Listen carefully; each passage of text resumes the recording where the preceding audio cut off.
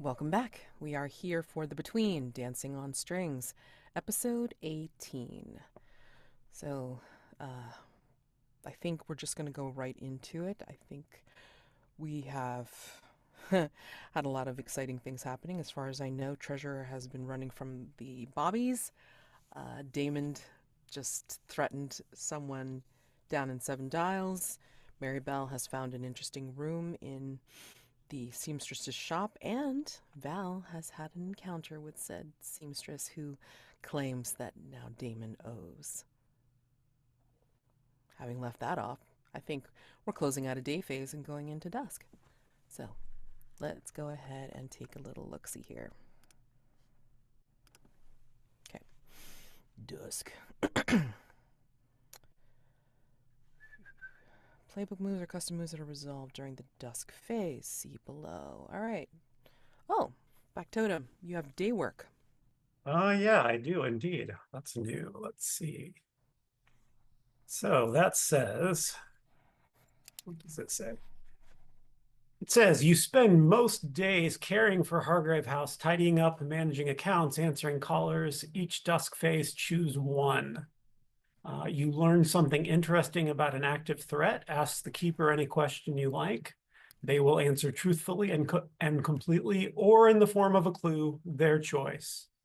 Alternatively, you find something of use in the house, say what it is, and give it to another hunter. They add it to their personal quarters. And I think I will ask a question. I will ask, On which threat? yeah, on the mummers. I will ask, how is Beelzebub arriving at or choosing the uh, the families that he's or that the mummers are visiting? I think you find what looks like a maybe in your chase somehow you snatch something up uh, providentially, accidentally, who knows. Um, but you snatch up something that looks like a piece of paper. Oh, I know. It's like probably a crumpled up piece of paper that flies in your face or something. But when you open it up after, grabbing it, stuffing it in your pocket, what have you, I think you see drawings on the outside of it, like where it's kind of rimming the edges. Looks like crude drawings of descriptions of the mummers, like like what an artist would conceive of the mummers' descriptions, like raggedy clothing, like masks and such, and then a very prominent Beelzebub-like figure in the center of the line. And on the center of the page of the crumpled up piece of paper is a list of 7 names, 2 of which were Matthew Murphy and uh, Bridget's daughter.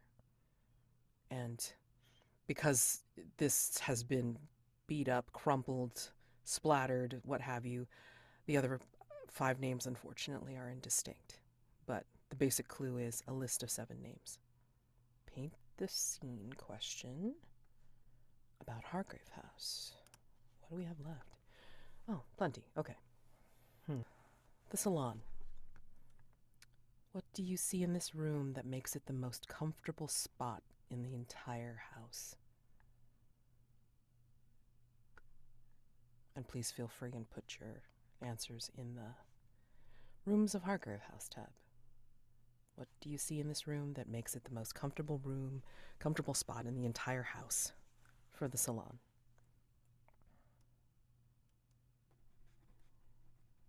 This is the room, it's really the only room in the entire house that has an actual nice cross breeze. It somehow, it's like it filters out all that terrible London air and it smells fresh and nice. And if you sit next to the window, you don't get covered in ash or soot or anything gross. It's just a lovely, sunny experience. There's an assortment of sitting chairs, each one procured by a member of Hargrave House, both current and from years past, that just kind of get left in the room, leading to there being dozens at this point of comfortable chairs to choose from. And I think Val's comfortable chair in the room is strategically placed in such a way that they can be comfortable because they can see without having to turn their head every entrance and exit from the room. So it's impossible to take them by surprise. I think we're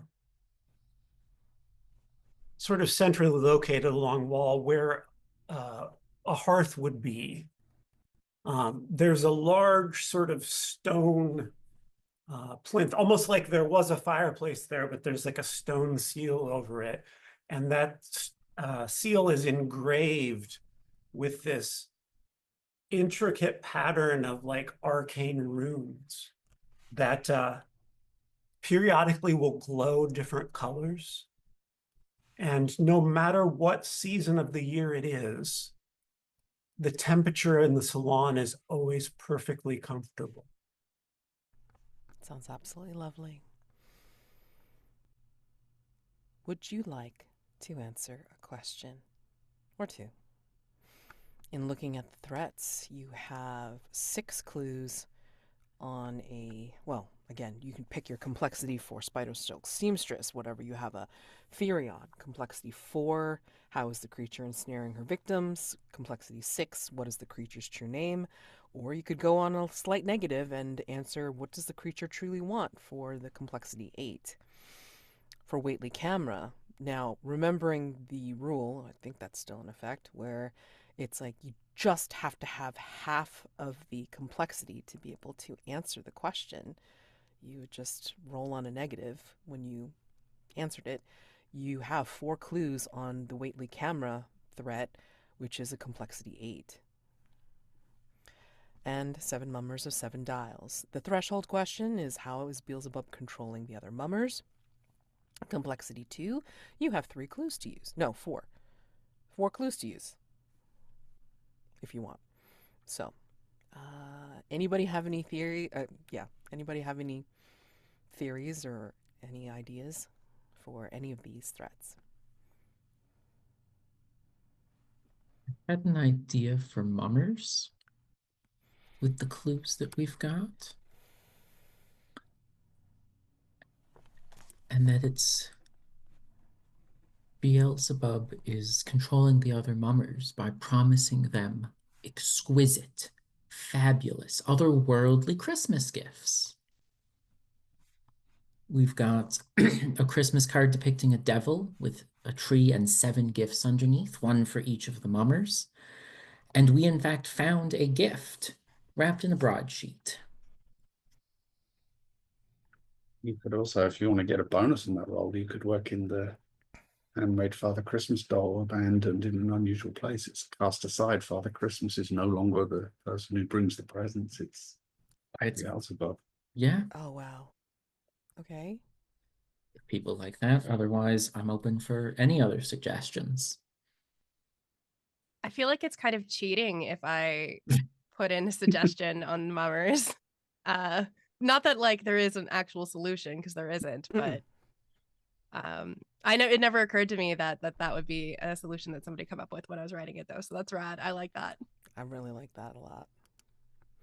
But I mean, obviously you're a player at the table, so I mean, like, you can help make it table canon, or you could put your thumb on the scale and make it a little different. I mean, like, do you like the idea? I think it's great. Yeah, I think that's super fun. Okay. I'd love to go with that. That sounds great.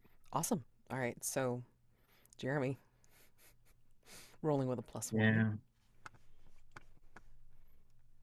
The 6. So what? It's a total of 6. My dear. I know. Keeping it interesting for you. I mean, is it? Or do you want to use mask? And I think the new rule is, if I'm not mistaken, is like, because the the threat mask is still available to use, you can use it and it covers everybody. That's the To intention, yeah. bump it up. So, you can choose to up it to 7 to 9. So you're right, but just, whatever. Maybe there's a little bit of a complication, like, mixed in when you go out again. Or we just run with the 6, say you're wrong, and then, like, Beelzebub just does something fun. What do you want to do? I'm inclined to put on the mummer's mask, but I leave it up to the table. I think both sound fun. I know. Yeah, Right, true. yeah. One side is chaos, one side gives us a mask. They're both great. Yeah, I mean, you know me, I love listening to the masks, so I mean, that's And that's not a fun problem. prompt. Yeah, it Yeah. is. Each hunter narrates a time when they put on a disguise for an innocent reason. That could be real fun. Yeah, let's go for that mask then. Okay. All right. So everybody does the mask. You bump it up to 7 to 9. 7 to 9. Okay. So you're right. Let's see. The other questions. The resolution for this is the question: why is Beelzebub taking the children? This is a complexity 6.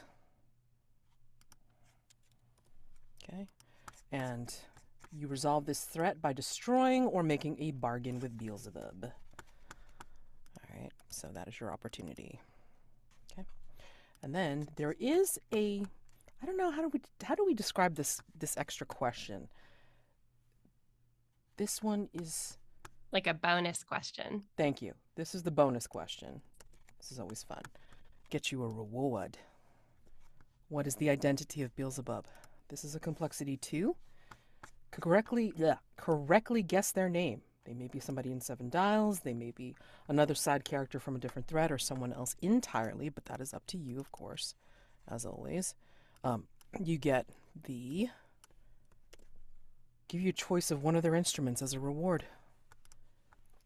2 questions that you can answer, but the only one, the complexity 6, resolves the threat. Okay? So you have 1 clue that you can start off with. Yay! Any other questions you would like to answer? I feel like we have a lot of clues for spider silk seamstress, Really do. but Which, yeah, I was going to ask which of the 2 options people want to pursue. Does anyone have a strong preference? I mean, the complexity 4 one has a very easy use another hunter as bait. Daymond's obviously bait. But I feel like, yeah, the solution there is easy to do for sure. I think too, like when it's lower complexity, that generally means that it's going to be more difficult to manage.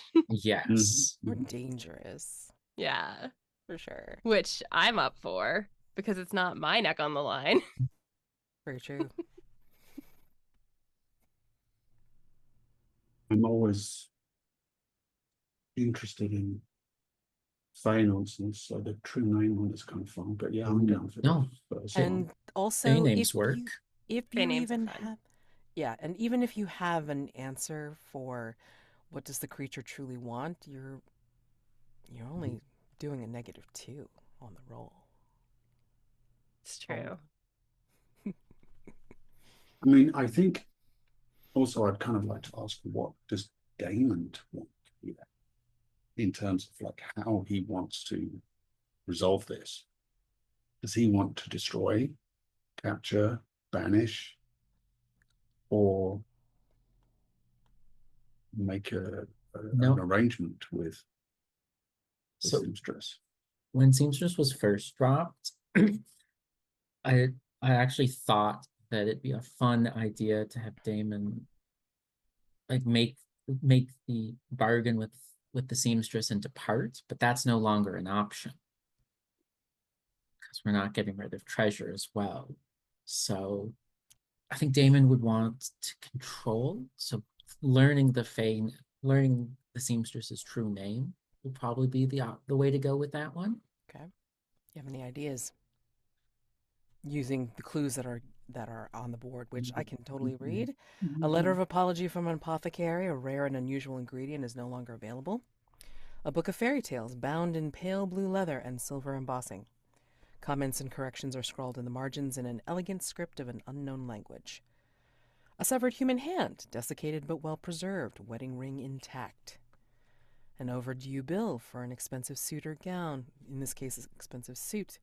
A handwritten note in spidery letters warns the customer that nothing worthwhile is without cost, and the price must be paid.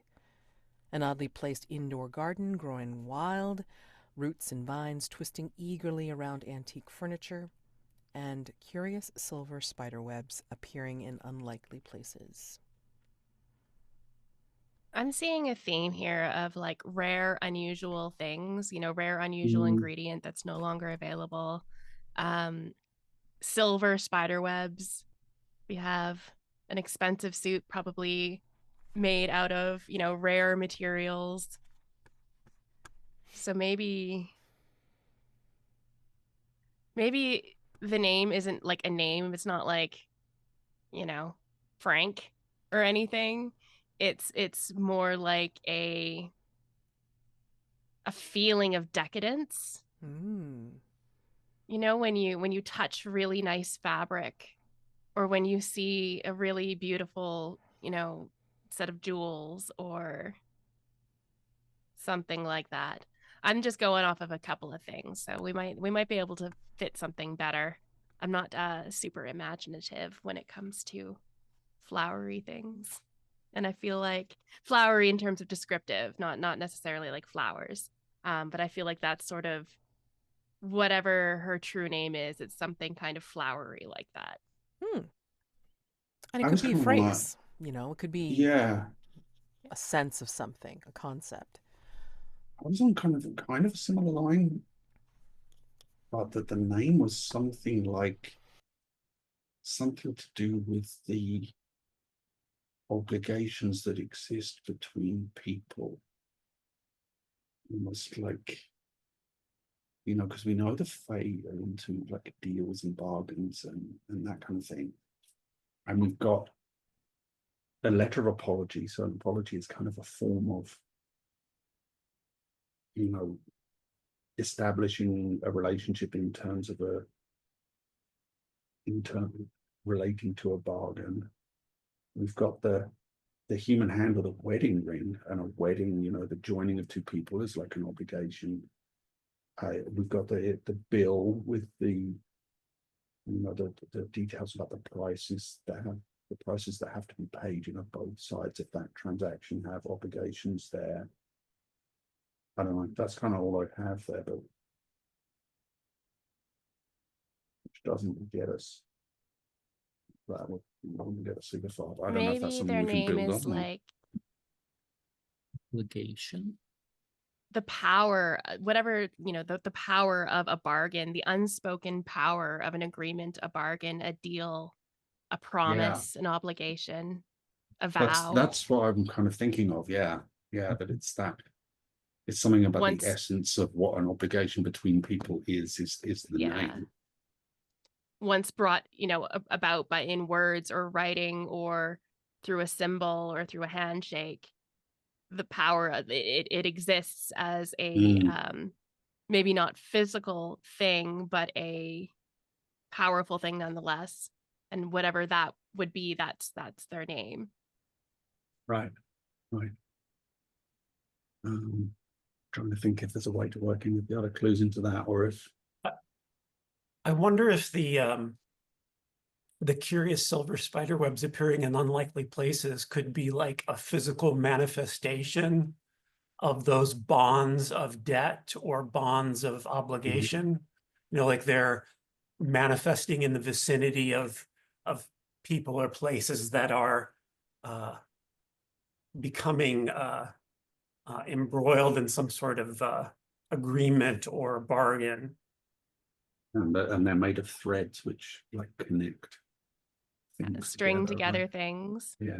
You could even stringing say, together ideas. yeah, you could even say that it's it's also manifesting in plant form as well, and because Marybelle had found uh, bodies that had threads running through them, hollowed out and running threads through and around them, that like maybe they were also under the obligation, and the only other way to fulfill is to be drained. Oh, and obligations are things that bind you, and so are spider webs. Just another. And Yeah. and so are books. Books are bound with the Yeah. promises of the author. And stories are binding. And I was binding also the thinking that imagination. the comments and corrections there, right? It's like a bargain or a obligation or a relationship between the author and the reader of the book. Okay. This is Getting very pretty, philosophical, and I like it is I it. very love it. philosophical, I but love that's, this. yeah. This is wonderful. We just got to convince Obligation, Mads, that's all. bargain, bow. Oh, I mean, you don't have to take a whole bunch to convince me, but how are you going to name her? Like, what are you going to describe? It's almost like say? it's not you don't say something, do you? It's like her name is the power of that obligation that exists between. It doesn't have a sound. So then, in order to actually make the name, we probably have to gather something from both Sir Richard Harrow's place and from Daymond Gray in order to pay back or to complete the social obligation. I like that. Perhaps the wedding ring on human hand was from Richard to the seamstress, and we have to return that, as well as the payment for the second suit. How much do you owe? I have absolutely no idea how much the suit cost in the first place.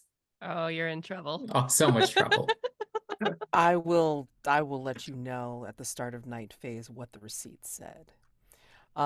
Resolve the threat by learning the creature's true name, gaining power over her, and dismantling the binding rituals which sustain her in the human realm. So that's your that's your resolution for the threat. So, if you plan on going with this theory, which really sounds awesome, by the way, yeah, like people have to roll. Is it just one or one person each for a die? I kind of want, and this is because of our actual our a different game that Rob and I are playing. We've been playing the Scoundrels Quarter and Trophy for sessions upon sessions, and we are now in the Roots of the Old Caldor, and we have determined that Rob's character is a Fey simp. So I feel like Rob should continue with his Fey simping here and roll. So this is a flat roll, right?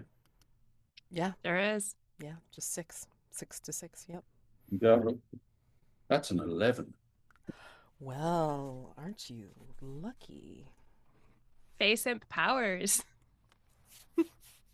So, is the assumption that you're planning on resolving Spider Silk tonight? Because this could be the masquerade ball that you will need to go to. I'm already at the place, Yes. hanging which around you in the are. secret room. It's Mhm. perfect. Maybe this is the bustle that you were in the middle of, which is why the sister Sindula didn't necessarily notice you as well, because there were customers busy trying to finish up their costuming for the masquerade coming up.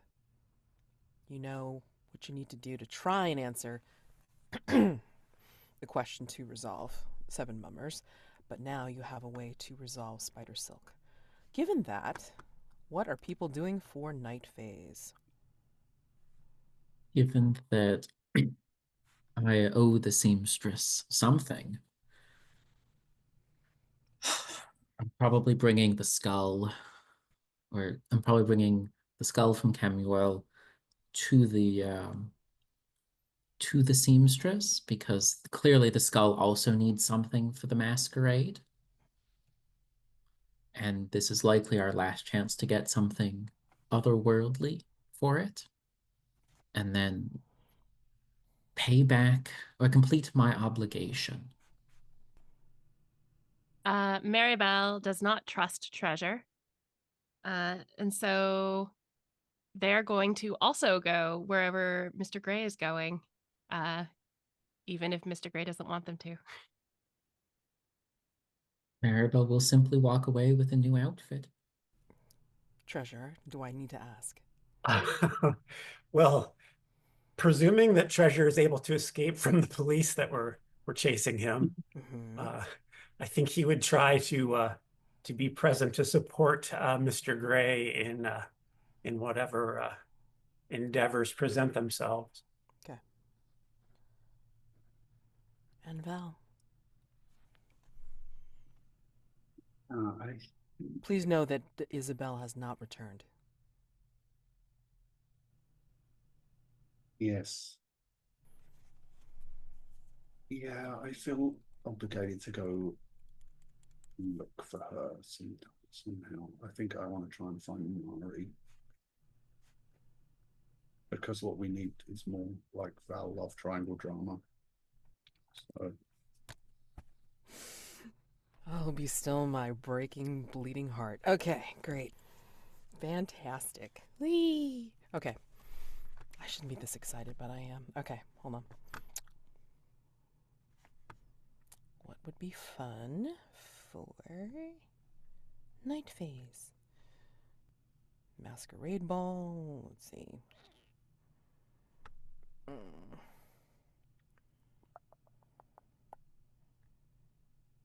All right. Well, to contrast with the opulence of the masquerade ball, which there will be, I'm going to say we're going to do Perched in the Rookery for the unseen. Give me a second. Okay, I did not want to do that. All right, Perched in the Rookery, line 31. Decrepit tenements lean against one another like drunks. Broken windows covered by rotting boards and old newspapers, decrying the moral decline of the city. Alleys cramped, dark, and full of oozing filth. The Rookery is publicly despised by the well-heeled of London as they drive the unfortunate into it, and the source of much salacious interest in private. Let's do... Prompt 1 is Rob. Prompt 2, Amanda. Prompt 3, Mark. And prompt 4 is everyone. Okay. Before everyone had come home, or in the time of Val talking with the seamstress, Isobel, already out of the house, I think Hattie had gone into Daymond's room. And we see a shot of the witch's cupboard, the door slightly ajar, and a space where a bone crown was sitting. And she hurries through the streets as it becomes dusk, following a voice that it seems only she can hear. And finally she comes to an alley that looks darker than anything that she's ever seen before. And she tentatively enters. And when she gets halfway through, there is a taller, looming shadow, and a voice that comes from above as a large hand lays itself on her shoulder. And she looks up, enraptured. Hattie, did you bring what I asked?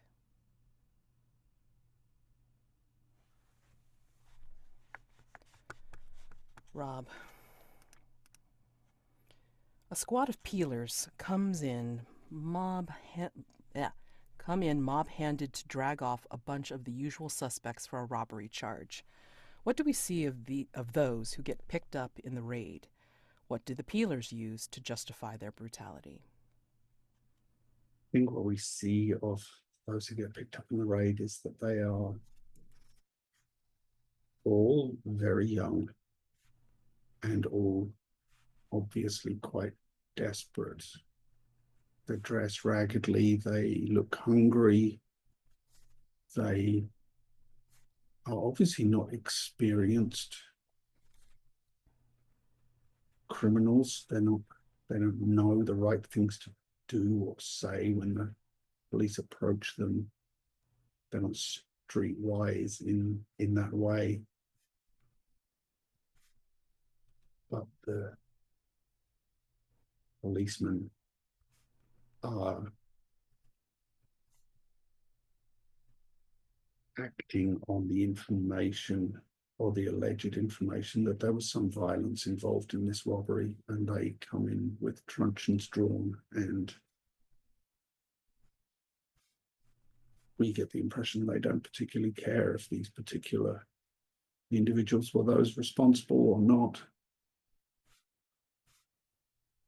but they need to prove that they can get the job done and they can protect the city. And the violence is as much as anything to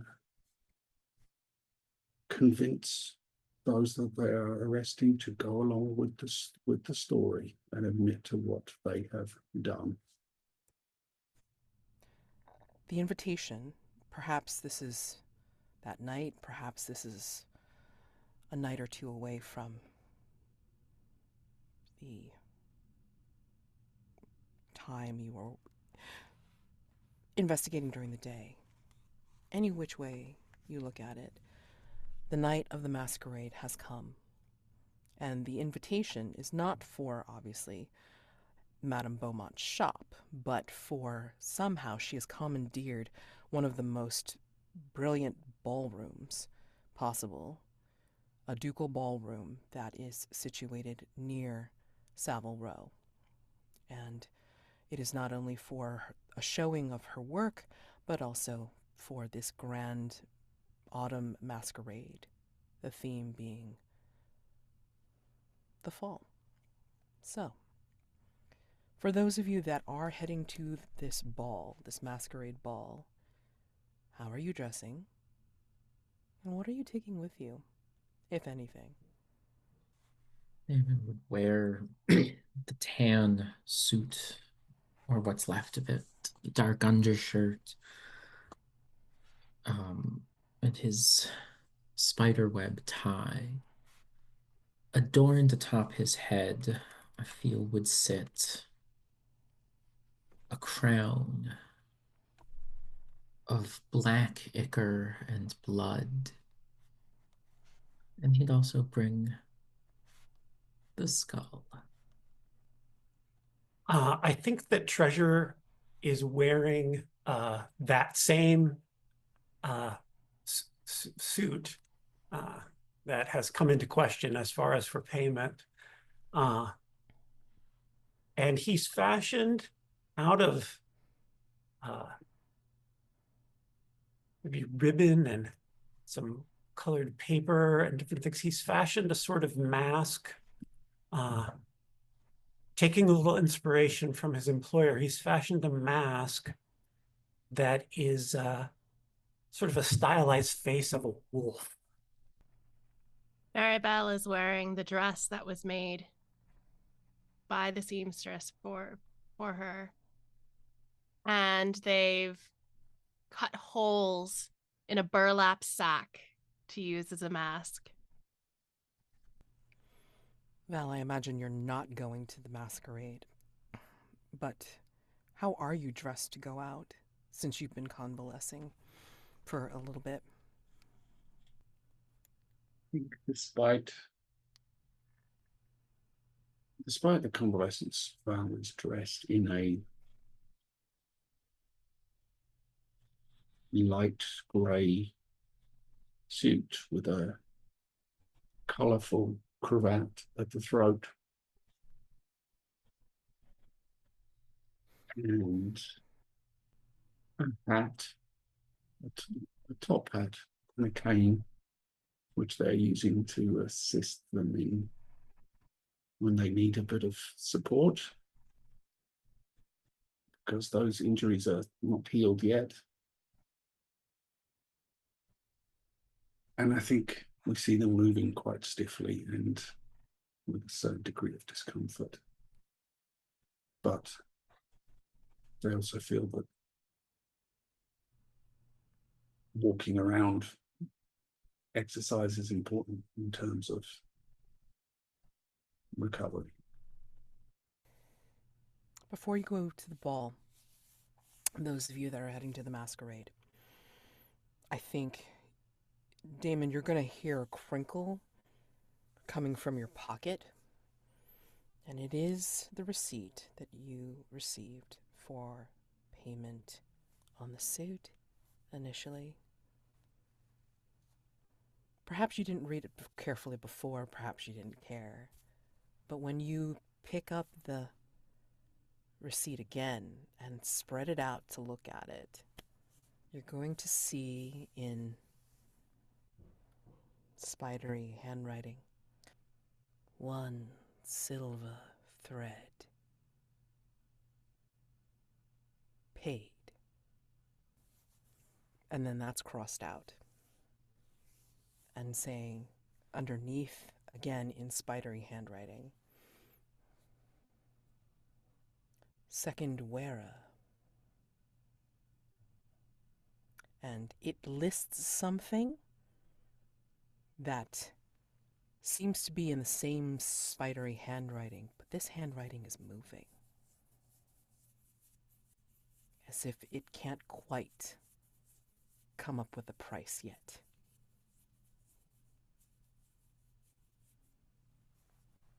I think that may be for you to find out when you get to the ball. And Val, do you have any idea of where you're going to go first? Val and Isobel have talked about their intention to find somewhere to live, had talked about it. So Val has an idea of roughly the part of town Isobel had been looking in. So I think they are just on the off chance, not really expecting to find anyone, but who knows, taking a constitutional turn about the streets of that particular part of town. All right. I'm going to say that flashing over to the folks going over to the masquerade, let's just say you pick up a carriage because it's the easiest way, because you're going to see that once you get to this ducal ballroom, it's ablaze with light, and you see many more opulent carriages rock up and deposit their passengers, and they are all in masks, some more opulent than others, some maybe just put on a domino mask above their usual ball wear, and others have gone full out and decided to theme their costume again for the autumn. Maybe there is a woman that dresses in russet, but her dress is in pieces that sound like and are reminiscent of autumn leaves. And another person is in orange and yellow. His suit just gives the impression of a patchy pumpkin. And then maybe others are, again, giving the impression of nips of autumn in their theming. But however it is, you get to the steps of the of the ducal ballroom. Excuse me. And you're dropped off. And when you approach, I think you'll see, like at the top of the steps, you'll see two silhouetted dark figures. I think you can figure out who they are. And they seem to be greeting each of the guests as they enter in. Welcome. Please make your way to the ballroom. The show will begin towards the end of the evening, but for now, Madame Beaumont would like you all to mingle, enjoy wine and food, flowing with repast. Enjoy each other's company in the autumn tide. Mr. Gray, how do I mingle? Generally, one would find several conversation partners throughout the course of the evening to discuss various topics of relevance, the weather, local trade patterns, stories from the paper. Though, knowing you, I imagine that you'd be sticking fairly close to Treasure. Oh, is he here? I didn't even notice. Like a shadow, he follows closely. So unlike Camuel, who would have garnered all the attention in the room. They are different people, and I suspect always have been. And yet, they were together so long until you managed to separate them. I did nothing extraordinary. Camuel exposed themselves, and at Treasure's behest, I simply took an opportunity when it presented itself. Are we mingling right now? Yes. Despite the fact this was not in the papers. But it is a topic of relevance. Mingling doesn't seem as distasteful as I thought it would be. It usually isn't. Perhaps it helps that Treasure isn't speaking as well. And Daymond will just turn to look at Treasure. And I think maybe as soon as you all had entered, Treasure had made an attempt, you can determine how successful it was, to maybe just melt into the background like the proverbial wallflower, trying to keep an eye on Mr. Gray from a distance.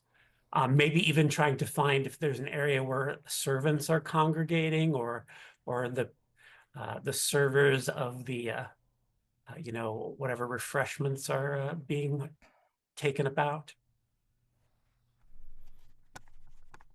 I mean, you definitely can see that there's a separate area, like, that like a separate door that, servants are coming through with like platters of like, canapes, some moose bouches and, champagne flowing or whatever. So, I mean, like, yeah, you can spot that kind of servant's entrance available here. Excellent. Yeah, I think he would make his way in that direction while still trying not to lose sight of Daymond. Strange. Marybelle, I could have sworn he was right here. As you are watching them, Treasure, I think from behind you, the camera spots very spindly shadows drawing over and above you. Val, you are walking instead of taking a carriage. Yes? Yes. Maybe took a hansom cab to the Okay. area. Okay. Can you describe this area if you don't exactly have a name? Yeah, I mean, What brings you... What is the true reason that brings you here? What do you see or sense that recalls the true reason that you have come here to this I place?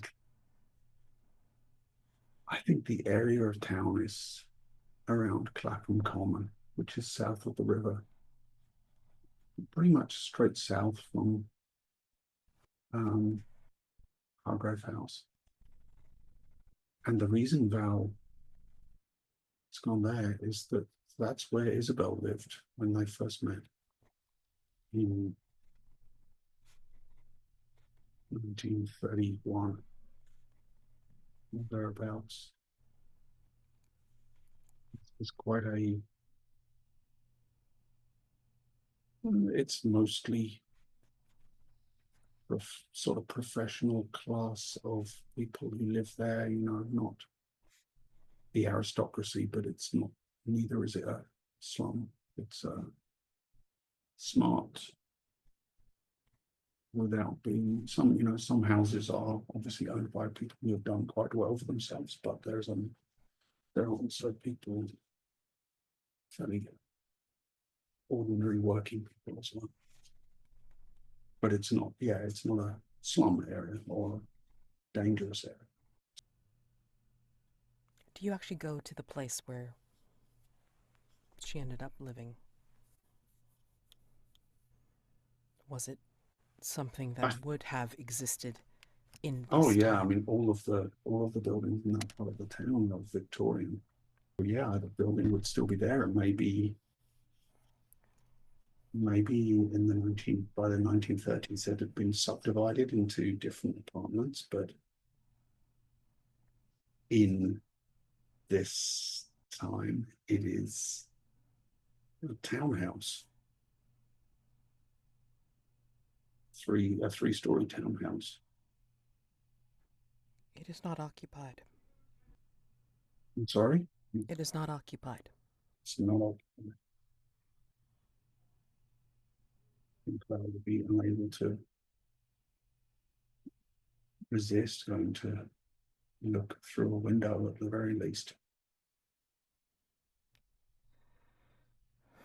You look through a window, and perhaps through one of the other windows in the back, you see like a crossing of light.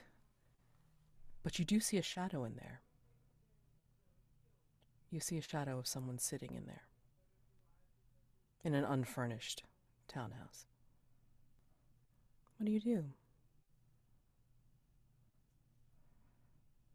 Without trying to draw any attention or cast any light or anything like that, just try to find a spot to watch so that I can see if I see who it is.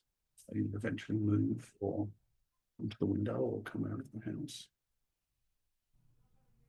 Night move. Right, it's going to happen. What do you think will go wrong if you fail or lose your nerve? The obvious thing is that whoever it is that I'm watching is offended, takes unkindly to being watched. Possibly. And if it goes way wrong, it could be somebody that you don't want to see here, or friends of this person that does not want to be watched. There's a myriad of possibilities. I could be being watched in turn. Exactly. Continue with this action, or are you going to I'm going to continue now. Okay. Please roll with, are you trying to do this stealthily to not clue this person in? Right. Composure. And I will say, give me a second, looking at your conditions. I'm going to give you disadvantage because since you're moving stiffly and you're not as limber as usual and also injured. It's like you could possibly be clumsy enough to give away your position, give away what you're doing. So disadvantage with composure, please. My personal quarters items to see if there's anything that might help. I don't know. I mean, a cat is only going to make the situation worse. So. My composure is 2, so Yeah, I mean, accepting accepting the disadvantage might be okay. Let's see. I mean, Pants River might make things better. That's a total of 5. I got on the dice. I got a 6, a 2, and a 1, and a composure of 2.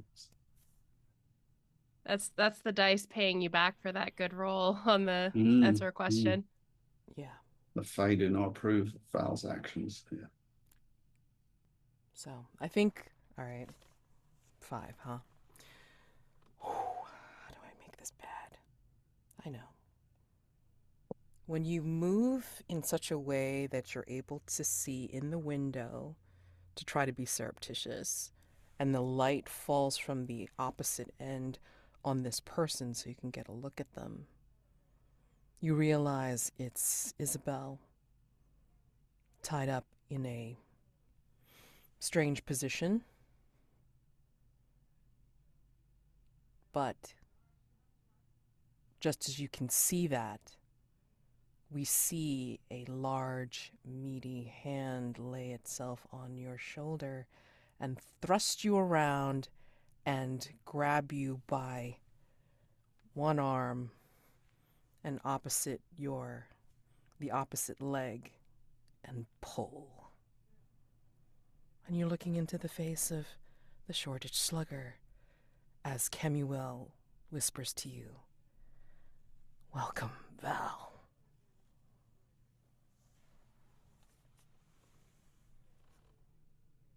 Do I put on a mask or do I just roll with this?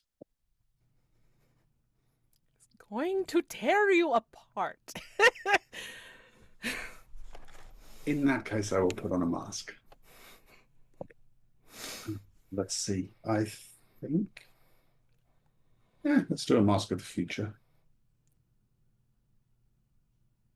I think instead of that happening, when you look into the room, it is not Isobel, but you see the back of someone who is sitting there, and in the silver moonlight, you see their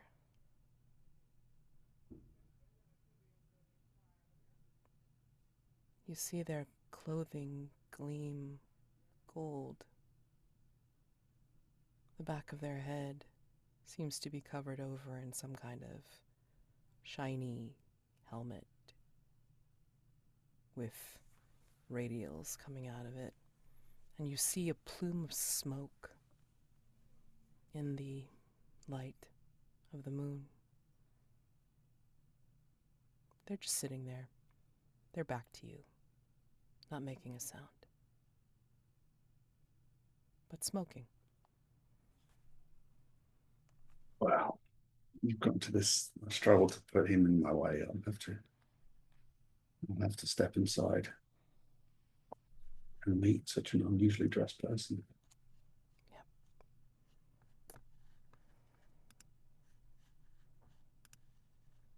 Amanda, 2 families share a damp garret, a single room with rainwater leaking in through the rotting shingles. As they huddle together for warmth against the cold night air, what little touches of homeliness do we see that show they are making the best of their situation? Their breath is visible. It's so cold in this room. And even though they have a few candles and the full moon is streaming light in through the cracks in the walls, it's still dark in this room. The dampness makes it feel even more dark.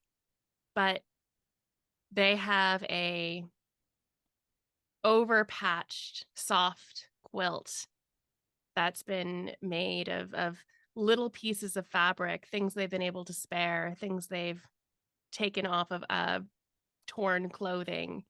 And it is big enough for all of them to huddle under together to keep together and warm. And it's got little embroidered flowers on it. And if you look very closely, you can tell that they are roses. They're not really well done roses. They blend into the fabric. They look dreary, not super noticeable, but they were done and with a loving hand that was trying to pay as much attention to detail as they could, but cold, shaky hands. I bet in the daytime, when there's more light, if there was more light, if it wasn't quite as cold and damp, it would look really beautiful. But as it is, the flowers on the quilt just fade into the darkness. Treasure, as you are staring intently at Daymond and Marybelle, the spindly shadows like just draw up and over your back. But then you feel a tap, a very human-like tap on your shoulder. He turns in the direction of the tap. Yes, hello? From the shadows, there is a woman who is... Did we say that you are tall or medium-sized? I forget. I'm so sorry. I think tall. Yeah, I guess tallish and thin. Okay. Not like enormously tall, but Right. But tall enough to be... Yeah. Okay. This woman is as tall as you are, with silvery hair kind of cascading down her back. But the top part of it is done up in an elaborate braid crown, and she is wearing a mask of...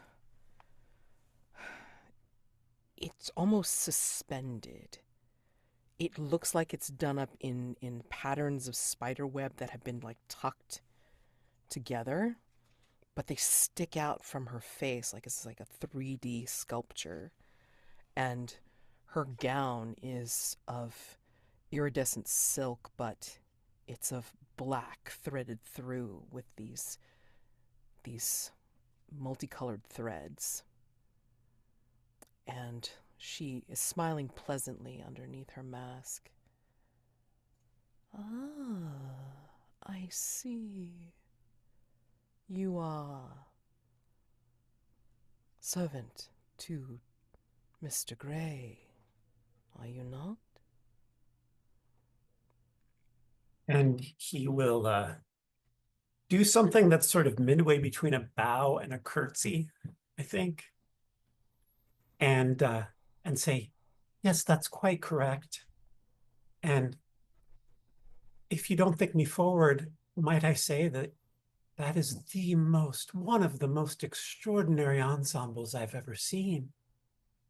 And I've seen some pretty remarkable outfits, but this is just extraordinary.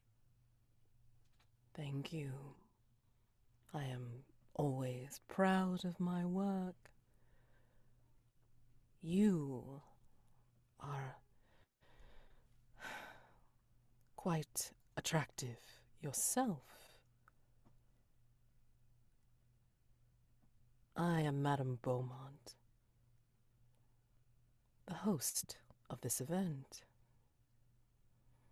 Oh, why, what a pleasure. I'm so grateful for the invitation that we received, Madame Beaumont. I'm I haven't introduced myself. I'm Treasure. I'm in service to Mr. Gray, just as you observed. The shadow on the ground shows very spindly legs, but then the hand that reaches out to you feels silky but yet textured, as if there's some kind of prickliness under her skin, and she cradles your face. You are a treasure, aren't you? He values you very much, although I believe not until recently, if I am correct. Well, I owe him a great debt, you see. Oh, He and I are bound together by obligation. she was about to say something as you say that, but then when you said obligation, she stops, and that smile freezes on her face. Interesting that you use those words. The show is not quite ready for presentation just yet. Please do go back out and tell your master that he does have a payment still due. Most certainly, I'll tell him directly. Is there anything I might do to help assist get preparing for the show in the meantime? The smile I'd be happy to widens on help. her. The smile widens on her face. We'll see if you still mean that at the end of the evening. Go. As you like. Very well. Enjoy. And he will back away. In the meantime, Daymond, Marybelle, the Sister Syndulla have come away from their positions at the door once they see you come in, and they seem to follow you at a distance, but they seem to be following you like shadows. Do you do anything about that? Mr. Gray, I do believe we're not going to get anything done until we deal with, well, those assistants. I believe you are correct. And Daymond will grab 4 champagne flutes. Think for just a moment and probably put one back. And walk over to the Sister Syndulla and offer them each a champagne flute, taking one for himself. Oh, we cannot imbibe while working. She would not like it. Would she also not dislike it if you did not honor the respect a guest paid you? They look away from each other, like, at the same time, and will, stare into each other's veils, and then look back at you. That may be so. We will accept. And each one with an opposite hand will take a champagne flute. And when they bring it up to their veils, they don't lift their veils at all. They just kind of bring it up to their veils, and you see somehow the liquid disappearing.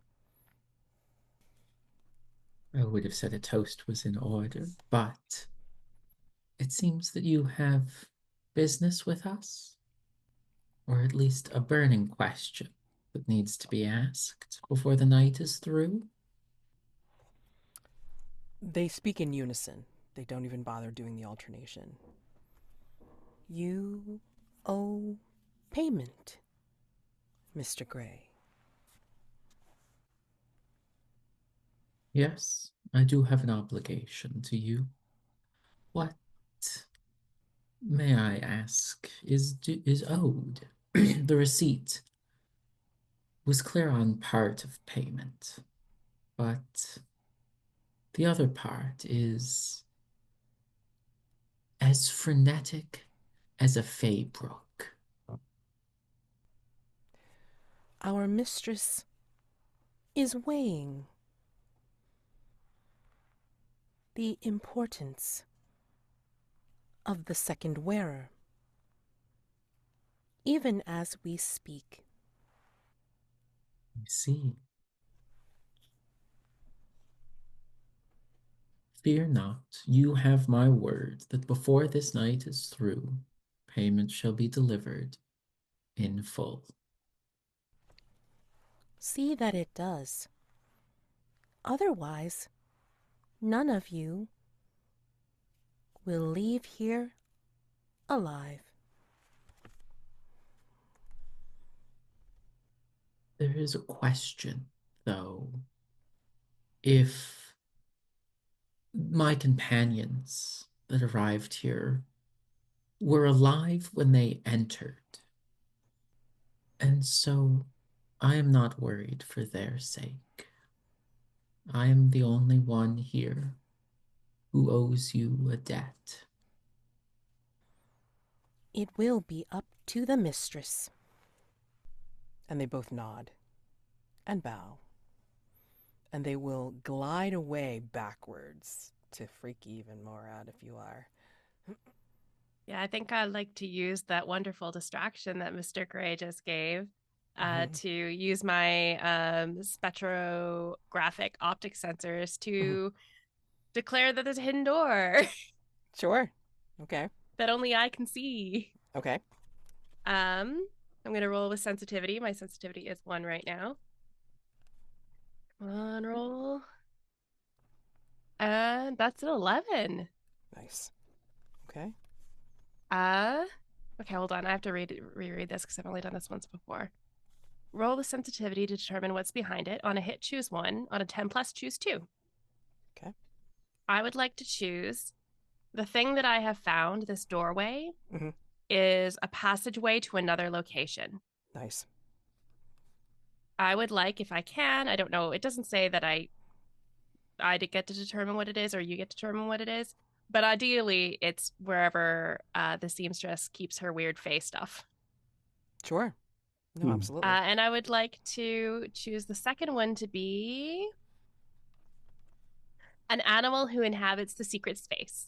When I interrogate it for information about the location, I can make an information move with advantage. Make an animal friend. I'm just really excited about that. Okay. So Maybe while it'll be a spider. Hold on, chill out. God, wait. Sorry, got excited. I mean, it says animal, so I have my own particular idea, but hold on. Yeah, I think I can incorporate both. All right, so yeah, I think when Daymond is distracting the sister Syndulla, of course, then you find the hidden door. It is like somewhere around, like, you know, where the servant's door is, but not where you see treasure. And you may not even give a shit. But it's basically like, you know, through some terrace doors out towards the back garden. But this hidden door is not exactly a door. It is actually like through the hedges of the ducal courtyard within the ballroom. And when you go through the hedges, it essentially leads you to what looks like another one of those puzzle gardens that you saw inside the shop. It might even be the same one, but a different part of it. Because there's some figures here, they look a little drained, they've got some spider webs still clinging to them, some spider silk. But I'm going to say that you hear a meow. I think I'm kind of familiar with meows since being around Prince Rupert. Yep, it is Prince Rupert. Yay! Oh. Hello, Your Majesty. May I ask why you're here? Just read out to that part of the move for me, please. I can't remember exactly what. An animal who inhabits the secret space. Mm-hmm. When you interrogate it for information about the location, make the information move with advantage. Got it. Okay. I think when you question Prince Rupert, I mean, it's the same cat, but Prince Rupert starts to grow 2 spindly spider legs from his back, Oh dear. and maybe another 2 pop out just to kind of give a little bit of support in the back. I mean, like, his face doesn't change. Like, it's not like, in fact, still looks pleasant for a cat, and then Yep. bleps. Bleps at you. Your Majesty, are you quite well? And he just starts to come up on the spindly legs and then, like, makes 2 walk over to you. Yeah. I'm just gonna stay where I am. I don't want to spook him. Mm-hmm. Okay. Treasure, when you duck out from where you saw Madame Beaumont, do you head straight to Daymond, like, with him talking with Sister Sindula? Yeah, I think he would head straight towards Daymond to deliver that message that he had been instructed to pass on. Perhaps waiting, till the conversation with the sisters is finished, depending on which path they take as they back up. Yeah, I mean, like, if you want to give them a wide berth, I mean, like, you can totally be on, like, coming from a different direction as they back up and then, Yeah. again, essentially hover away. Mr. Gray, our hostess this evening asked me to remind you that there is a price still to be paid this evening. She also mentioned that the evening's performance was not quite ready, but would be soon, I believe. Excellent. Thank you for the reminder, Treasure. Is there anything I might offer towards this payment that's outstanding? No, Treasure, you owe nothing. It is a burden that is on my head alone. Though there is something I think that you could do this evening would be most helpful. Oh, yes, just name it. I'd be happy to oblige. We are at a party amongst socialites, amongst the people that Kemuel would have found himself comfortable with. There will come a time when we will need you to pretend to be grander than you see yourself. I suggest you take this opportunity to practice being more than you think you are, to be not quite Kemuel, but closer to Kemuel than you are Treasure. Out of character, this is attempting to get you to pretend to be Kemuel for the Watley camera. Yeah, that's what I figured. I will. I'll do my very best, Mr. Gray. And he kind of melts towards the background again, maybe though affecting a sort of counterpoise. Daymond will simply point in the other direction towards the crowd rather than away from it. Oh my god. And we cut away over to Val. Val, you make it into the townhome if you like. Do you say anything, or do you just watch to see what they do? Yeah, I think maybe if Val finds the door ajar and pushes open onto an empty hallway and the room where the figure stood is to the right. And Val rounds the corner, and at that point, the kneeling figure would be able to see me, or the seated figure would be able to see me as I come round the door to that room. As you make your way around, it's like the figure has made themselves a lot more comfortable, because by the time you get there, they are in a half lounging position where they're on one elbow, leaning back, and then they have like the hookah pipe like to their mouth, and they are like reclining on the floor and looking out the one window. And then they slowly turn to you as you come in.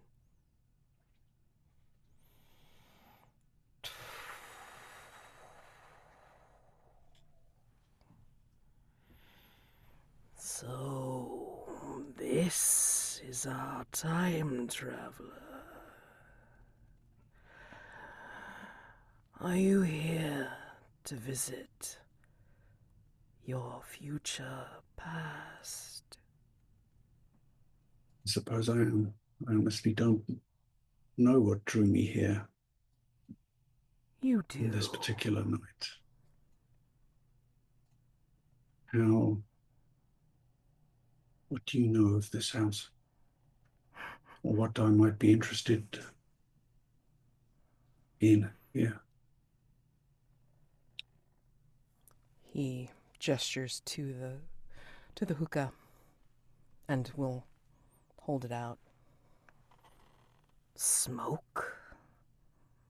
Relax. It's not something I ever acquired a taste for. That is fine. More for me. But we were talking about the real reason you are here. Perhaps why I am here. You have seen the future, delved into the past, and yet there is someone here that does not belong. She was brought here to tempt you. Here by whom?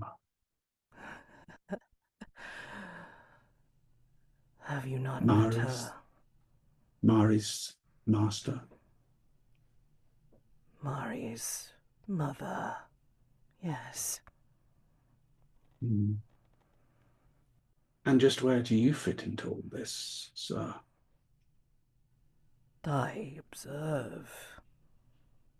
I watch. Perhaps I am of a different place and time. Perhaps I am of a different dimension. Worlds upon worlds. Some beautiful, but terrible. I think I've come to the conclusion that I am not of any place or time in particular, apart from perhaps this island. Is it truly what you seek? A place to belong? What will keep you grounded, traveler? What will keep you where you need to stay? If I knew the answer to that, I would not be here. I would already be in such a place. Your answer is already in your heart, whether you know it or not. Ask me. I might be able to help you. Very well. What insight do you have into my heart that I evidently do not? Information move. With Sensitivity, I'm guessing. going on intuition or using reason? What are you using? That was a hefty question you asked. Yeah, you could argue that's reason, I guess, that I don't know. I mean, like Val's if you had being asked very something as reasonable as like, where is she, whatever, then I would have said reason. But this was something very, very different, Val. Yeah, maybe I'll roll with sensitivity then. I mean, I was getting to where is she? Okay. Interesting that the first question was. I think Val doesn't have any reason to think that Isobel is gone or has been taken. She's allowed to come and go. Hmm. Regardless, that's an 11 on the dice for a 12 with a sensitivity of 1. Perfect. He smokes on his pipe for a little bit, and he will not just blow smoke into the air, but then he'll also make rings or like little patterns with how he's blowing out the smoke. And in this, he's making the room exceptionally foggy and obscured. But he points to an opposite wall, blank as it is, nothing on it. And he will say, "Look there. The key to your heart perhaps is not what it contains, but what it will open to. What do you open your heart to, Val? That will allow you to see what you need in yourself to stay grounded." And on the opposite wall, through the smoke, you see what looks like a perfectly rendered gray door that was not there before when the smoke did not fill the room. And step towards it and open it. It doesn't make sense to ask him what's beyond because he's showing me. Mark. In a lean-to slumped in a reeking alley, a small group of pickpocket urchins divvy up their spoils to buy food. What objects of frivolous wealth have they managed to lift? Yes, there's 3 of these poor, unfortunate children gathered together here to look at the spoils of the evening. And the first we see is a stout boy, has sort of rusty hair and very, very ruddy skin, particularly so down to his bare feet. And from a rough cloth sack, he pulls a bottle of extremely fine champagne. Of course, he doesn't know that it's a very fine bottle. He just knows that the folks he took it off of looked very fancy. And then drawing towards the center of the group is a girl, very pale, her hair tucked up into a brown knit cap, and we can see a few stray strands sneaking out. They're almost white. And she, from underneath her coat, draws out this beautiful porcelain domino mask with a long, thin silver handle. And where the brows would be, there are just lines of little diamonds. Obviously, this is going to fetch a pretty penny. And the third child draws to the center. He's quite small. Look, his hair is black. It's hard to tell though if it's actually black or if it's just stained that way. He's covered from head to toe in muck and mire, wearing kind of a long, dark shift. and he has what may be the greatest treasure of the night. He's managed to nick this small, almost Byzantine iconic sculpture of Saint Nicholas of Myra, and it is forged from solid gold. And the other two children whoop and holler and then catch themselves not wanting to draw too much attention. This may be the biggest haul they've ever seen. Amazing. Leading back, though, Marybelle, you see Prince Rupert still looking quite pleasantly at you and meowing in his way, but he is tottering towards you on those spindly spider legs. I think once he gets really close, like he's suspended up by the legs, and then he gets really close and noses right in, and then he will get almost nose to nose with you, and then flick his tongue and then start licking your face. He's as tall as me. Well, because the spindly spider legs on the are, big legs. Oh, that's creepy. Yeah. Yes, very well, Your Majesty. I appreciate your grooming. Now, this woman, this seamstress, the one who made this gown, and I gesture to my dress, seems to make all kinds of deals and bargains, bindings. Now, I'm quite certain that this is a Fey location. I'm quite certain that you have some sort of Fey magics going on. Would you be able to lead me to whatever or wherever it is that she is bound to this plane? Kind of like just kind of bobs in front of you on their legs and will say, "Oh, I could. What's in it for me?"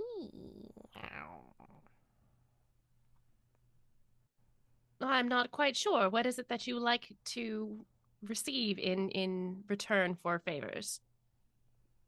Warm bed.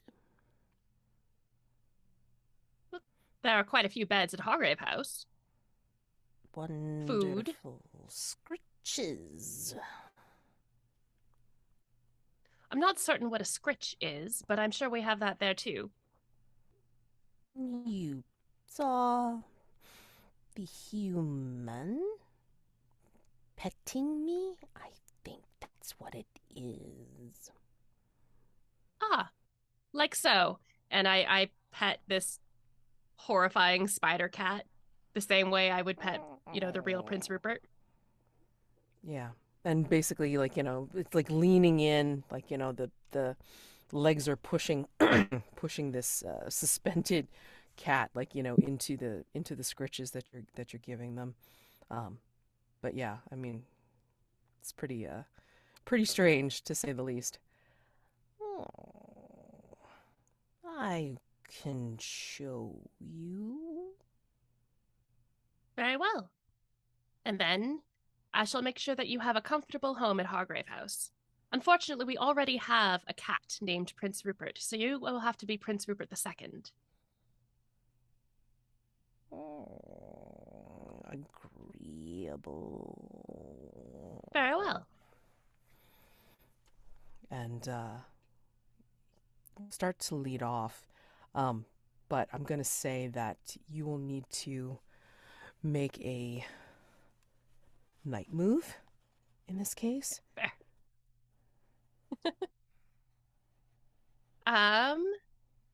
Is this sensitivity because this is a weird Fey cat? Mm-hmm. All right. I don't really have anything in my personal quarters that I can use, so let's go. That's an 8. Okay, fair. I think as this cat is Prince Rupert too is leaning in. What did you want again? As if, like, the scritching is making them forget. And I repeat that, I want to be led to wherever or whatever it is that is part of the binding process for keeping the Madame Beaumont in this plane. Like, he'll lean away from your scritches, like, once sort of had enough, and you'll start like seeing them like, go on the spindly legs, but leading you specifically through a path through this wild garden, because again it's like very grown over, and then you see like like silken threads of the spider webs, like, in odd places here as you are led over. um, well, treasure, you're like trying to just engage with, or are you trying to observe, or are you trying to engage with anybody doing I this? think I think I'm making a good faith effort to try to engage in a way that's less deniable uh, than he might normally feel comfortable being. It's not a night move though. That's the only thing. I mean, I'm just like, it's not necessarily dangerous what you're doing, but I mean, like, I feel like, to see you do something with it, I need to have a particular role. Night move with composure. What do you think will go wrong if you fail or lose your nerve? Which could be very possible. Yeah. Given the broader situation, maybe what he's afraid of is that he, he does such a bad job that he draws maybe attention from the Sister Sindula or someone else directly sort of associated with Madame Beaumont. Mm. Yeah, I can see where you would be, like, getting so much negative attention, perhaps, that they're going to bring you with them to Madame Beaumont, not as a guest, but more as I don't know, an offering. Aperitif. Yeah, yeah. Less nuisance. Yeah, yep. Let's see, Bye bye, composure fly. Yes. It's like bye bye, fly. is suspect murder affecting this in any way? No, this is Okay. a closed event. You're Okay. lucky. Yeah. Oh, that's 12. 11 on the dice plus one. That makes up for the double snake eyes or whatever I had last time. Uh huh. Okay. Sure. I think. Tell me what memory comes to your mind. Unbidden, probably unwanted, but it is what allows you to embody Kemuel at his most glorious best. And that is what gets some attention. I think weirdly, what comes to mind uh, is so far back in the past, it's sort of surprising maybe that Treasure even remembers it. But it's all the way back to the settlement, the cave settlement of Neanderthals. Uh, and he is taken back to a time when one of those residents, primitive artist of sorts, was fashioning cave painting sketches of Kemuel, and something about seeing that sort of raw depiction puts Treasure in the mindset of embodying Kemuel's at least countenance, carriage, and attitude. I think so much so that you remember how Kemuel sounded and how Kemuel drew themselves up and out and just projected their influence. And I think as you're doing this and actually, dare I say, almost enjoying it, I think of from across the room you see someone like in the sea of masks and brocades and opulence and finery. You see someone in a dark hood. You just see a smiling mouth. And you see hands dance as if manipulating something. Daymond, where do you go after you give Treasure the direction to become more like these people? First thought is to find seamstress, but she is probably preparing for the show and unavailable. Maybe would allow Treasure to take center stage and find a quiet corner. And in order to prepare for the conflict ahead, I would like to consult my divination tools. Okay, thinning of the veil. Yes. That's a miss. With snake eyes for a total of 5.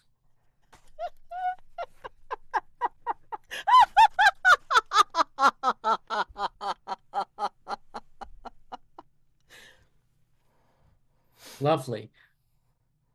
On a miss, I glimpse a terrible fate for one of the other hunters. I hold 1. Just before someone else gets to roll, I get to interrupt you, saying, the tea leaves have shown me how you're going to die. You then choose to go through with it or back down, but if you go through with it, you get to mark an XP track. However, the missed result becomes I get to narrate how you die, retire your character. So if anyone would like XP, please feel free to offer yourself up. I mean, you could also always use a mask to avoid that, right? So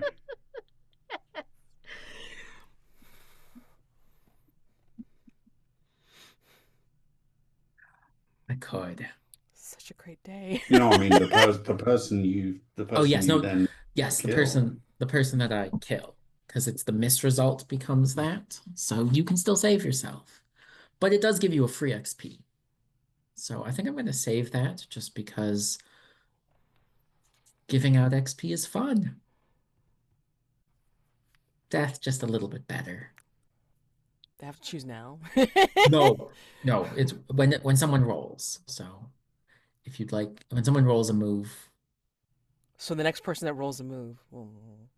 uh, If I recall correctly, it's whenever someone rolls a move. It doesn't have to be the next person. You basically have it in your back pocket. yes, Yeah, I think. Oh, Yeah, you mean Jeremy you're gonna can just pull this out choose. of nowhere? Yeah. Oh shit. yes. So When it's dramatically the most fun. yes, Shit. Right, and you hold that going forward, right? It. until I pull the trigger, I believe so. Yeah. Yes. It's amazing. I mean. Honestly, that's why I wanted this move over the hit results. That's almost cooler than a success. Yeah, Yeah, exactly. it really is. It really fucking is. Damn. Damn. All right. Well, I mean, like, since you can pull it out whenever the hell you want, I mean, like, I'm just gonna keep moving on then. I would imagine that as the tea leaves get red, the color just drains from Damon's face, and perhaps a black ichor drop of blood falls from the mask that he wears onto the tea leaves, staining the results permanently. Remind me, before I go on to Val, is this a reward crown or the crown? It was the King in Shadows crown, so the reward from the King in Shadows play. Okay. Because this was like the thing This is that, not the bone crown. well, I mean, like the thing that got knocked off of the King in Shadows. That's Yes. basically what I'm The asking. thing that Kemuel wanted, Val prevented him from getting, right?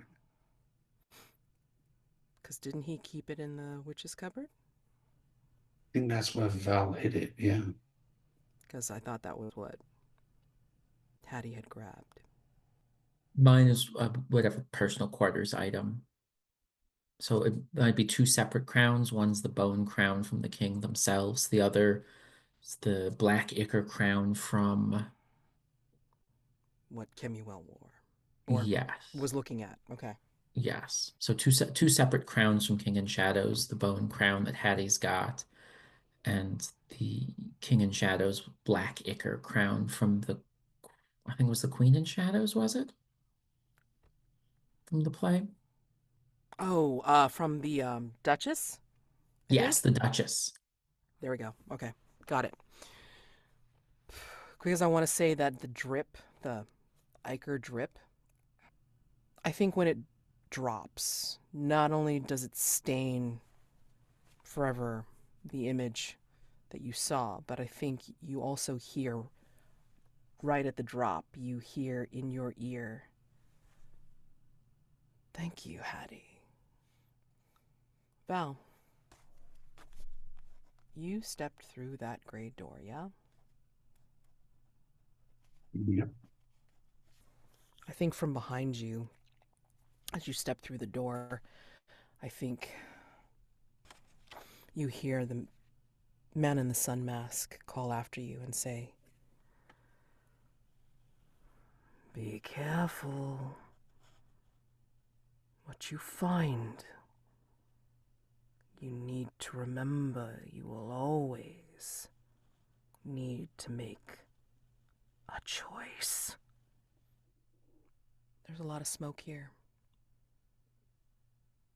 It smells partly like opium, but it is a different smoke. It is surrounding you. It is obscuring your vision. And when you push past it or wave through it, you realize you are backstage. You hear the hum of machinery. You see on the floor wisps of more of this artificial fog. And on stage, you realize you're seeing some kind of tableau being blocked, created. And there is Isobel on stage, or at least you see her back. You recognize what she wore today, or that day. And she is just standing there as if she is listening for a cue. And the fog rolls in and around. But then you feel a grasp on your arm. "Val, what are you doing here? How did you get here?" And it's Mari. "You have to get out. If they find you, you're done for."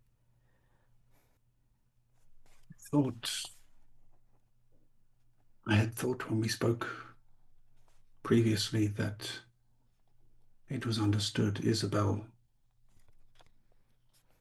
was safe with me, and yet your mother has taken her back. "I can only do what I'm told. I'm sorry." She chose to leave Hargrave House. She would have been fine if she had stayed within the confines of the house.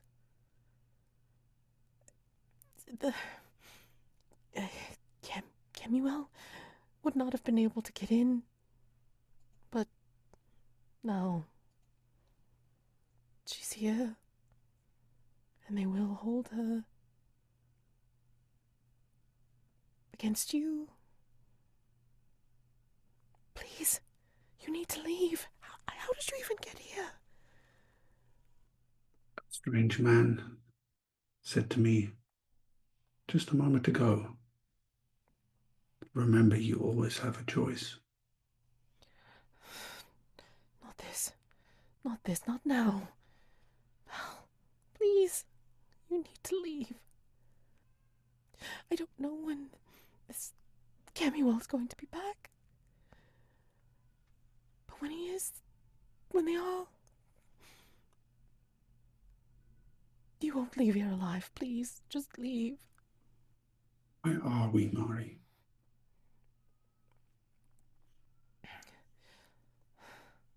The theater.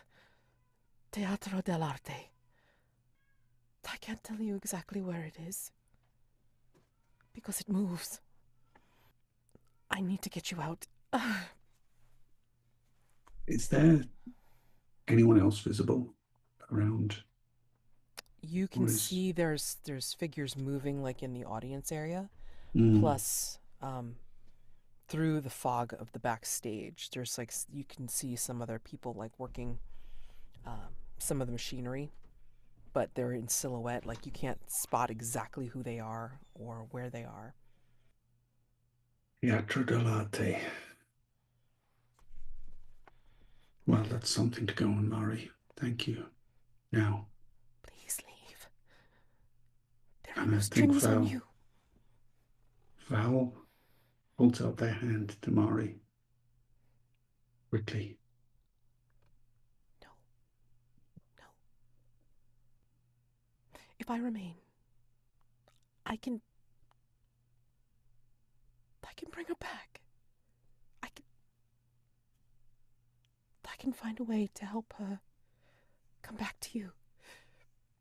I can't do it if I go with you, because then you would have chosen.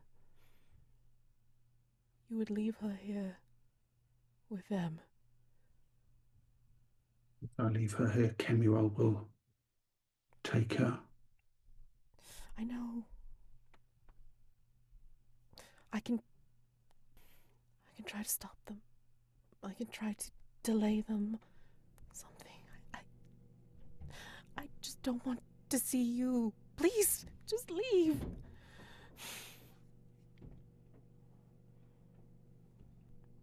Night move.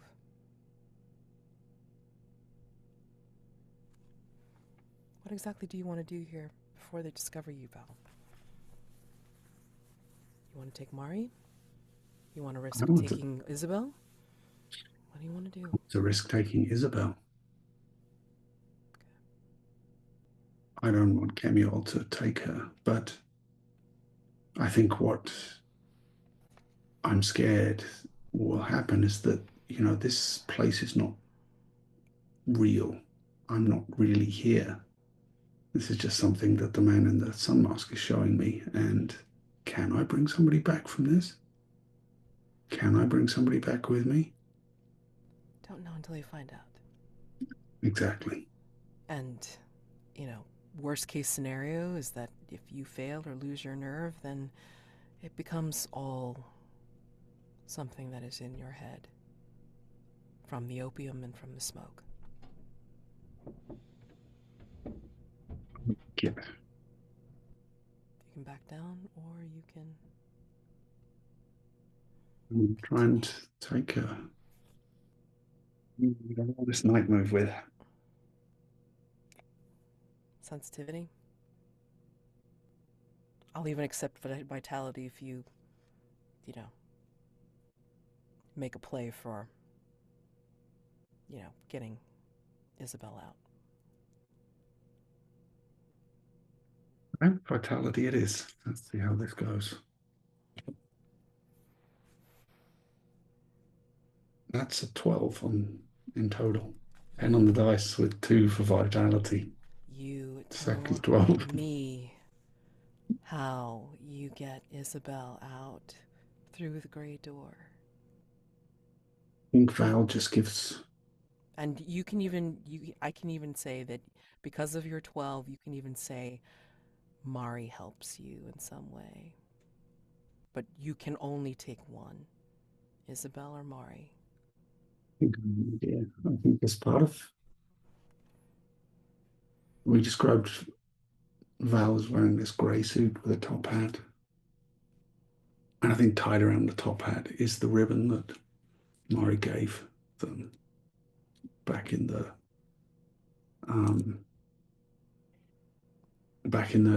Naval College. And I'm not parlaying that as an item for advantage since I've already rolled now, but I think Mari catches sight of it and recognizes it. And she will help distract whoever is out there while Val grabs Isobel and takes her back through the door. She doesn't look like she's quite herself. As if she's in some kind of semi-conscious trance. I'd imagine that would be the case, yes. And I think you spot the view of, looks like strings or wires overhead, but they disappear as they come down into the smoke. So you're not sure like who's still controlled by strings. But you see the silhouettes moving closer, even as Mari is trying to distract them or delay them from reaching you, and you get her out. You get Isobel out. Yeah, I think Val just puts one arm behind Isobel and the other on the cane they're carrying, and not moving as swiftly or surely as they might like, leads her out. The door always just seems a bit out of reach, but that could be because you're wearing down. Your energy is waning, but you're struggling to get her to come with you, even as she is struggling to maybe wake.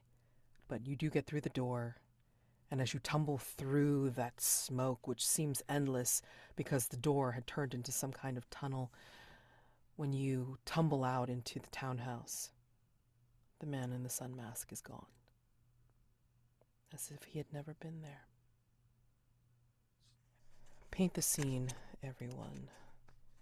Describe someone we are seeing making their way back to their home through the cramped alleys and the desperation that has led them here. I think we see an older man, gaunt, with long, stringy, matted hair and a wild beard, so wild that the hair and the beard kind of almost blend together. And he is kneeling, it appears, in a sort of wooden barrow, pushing himself along through the rookery with his hands. Across the front of the wood, you can hear the clink of maybe some sort of metal or medallion that's striking the wood. And as he makes his way back to the ramshackle corner of an alley that he calls his home, his thoughts go to the debt that he paid to the empire and to the queen in service, a debt that was paid in blood and bone and flesh. And he wonders whether that debt will ever be reciprocated. And he thinks it's so improbable that the empire or her majesty will ever have another thought of him. And down another alleyway, we see a man, somewhere in his around 30 years of age. He's quite handsome, smartly dressed, but his eyes dart around as he moves down the alley. Almost, he's obviously very on guard, and as he reaches the end of the alley, another figure steps out and he gives a start. And then when he sees who it is, he says, "Oh, fucking hell, mate, that was a close one, wasn't it? Those lads got picked up by the peelers. I still got the stash in my pocket. We're good as gold." We see a woman. She's old, but she looks even older than she is. The life has worn her down. She's hunched over. She's got the dowager's hump, bad posture just from leaning over work tables and leaning over whatever jobs that she can get for a pittance.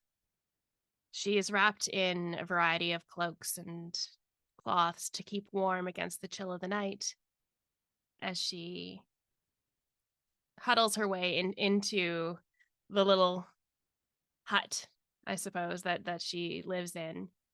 She reaches into her bag and pulls out a piece of paper, something just wrapped in newspaper and broadsheet even.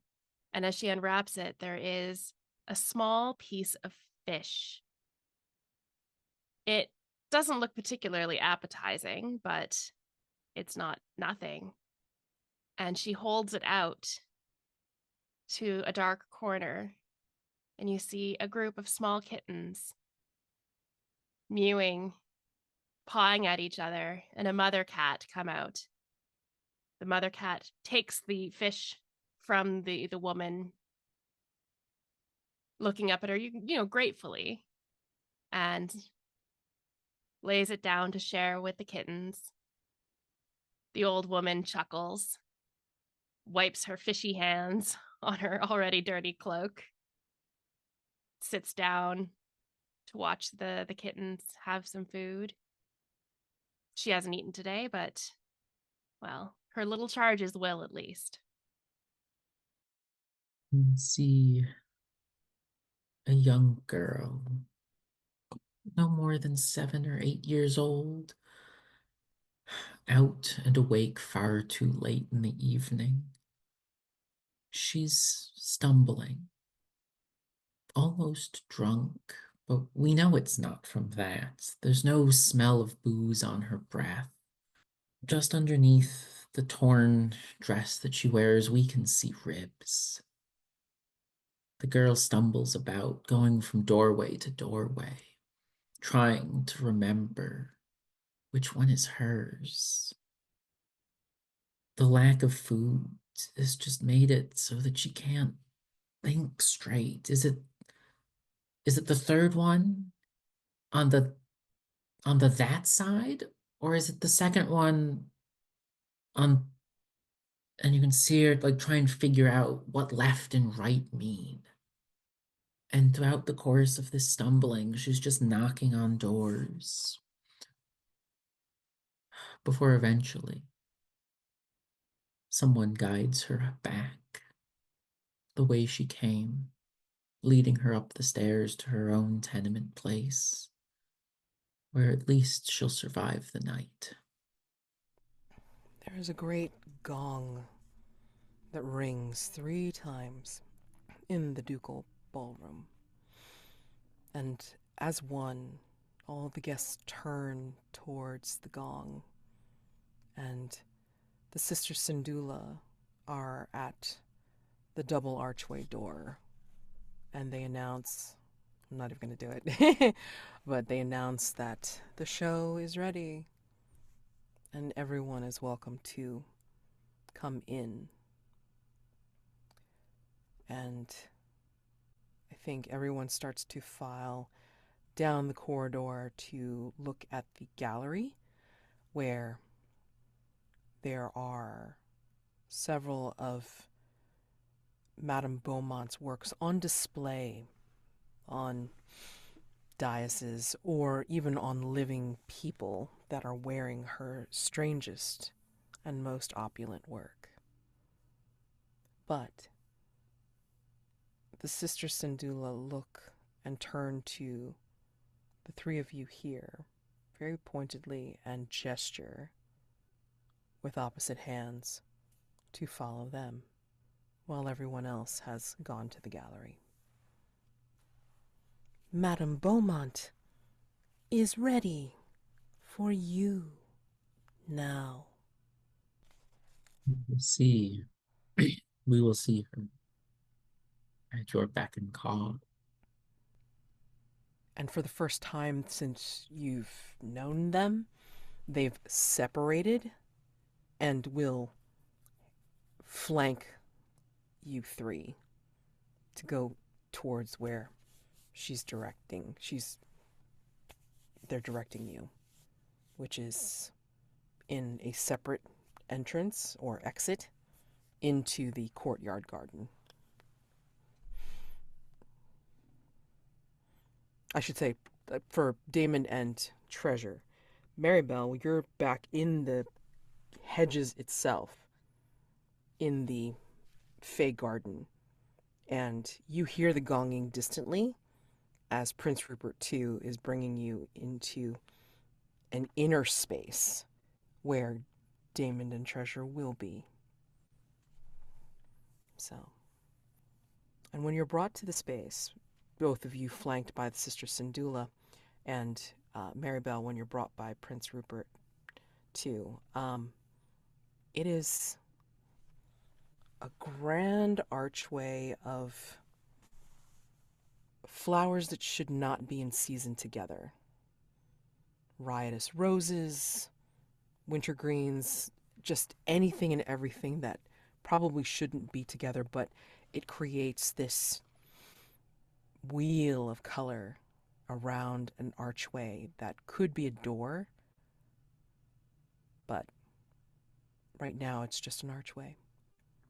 And Daymond and Treasure, you see Marybelle on the opposite side of this archway, making their approach to the same clearing.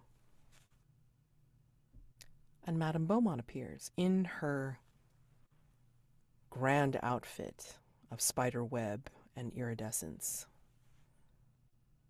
Thank you for accepting my invitation, Hargrave House. Mr. Gray, I am owed payment. Yes. What is my obligation to you for giving me this treasure? Oh, not many times, not often, does our concept of value equal a human's. But in this case, from what I saw, you truly do have a treasure. And Madame Beaumont reaches out with her hand, and it feels like, even though she's far away from you, Treasure, it feels like her hand is on your cheek, caressing you. Your treasure is the payment. We can break the binding, and then your debt is paid.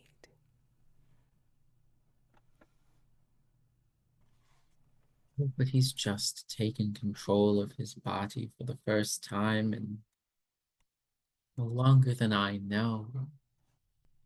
To take that away from him now would be such a shame. Would you not let the treasure grow and take it at a more appropriate time? An investment, if you will. But when would I collect, Mr. Gray? You are obliged to make payment.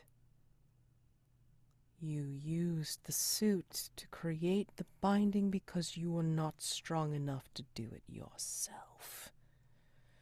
You No. needed my magics to help you. I was not strong enough. But I did not need your magics. I chose to use your magics in place of my own because I did not want to corrupt. I wanted to create as you do, not to destroy and darken as I so often am forced to do. I will give you treasure the moment before his life ends, when he has accumulated more value than you could possibly imagine from a life lived longer than any mortal you've ever experienced.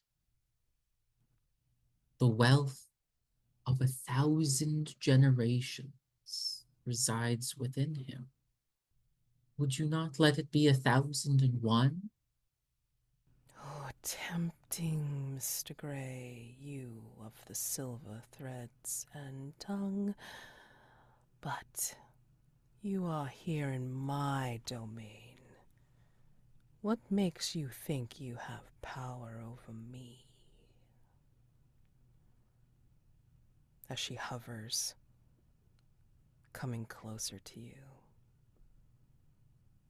And I think you see the glint of red behind her mask. Because I have two things that you want. I have treasure,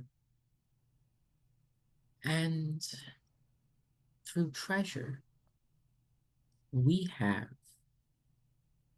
your name.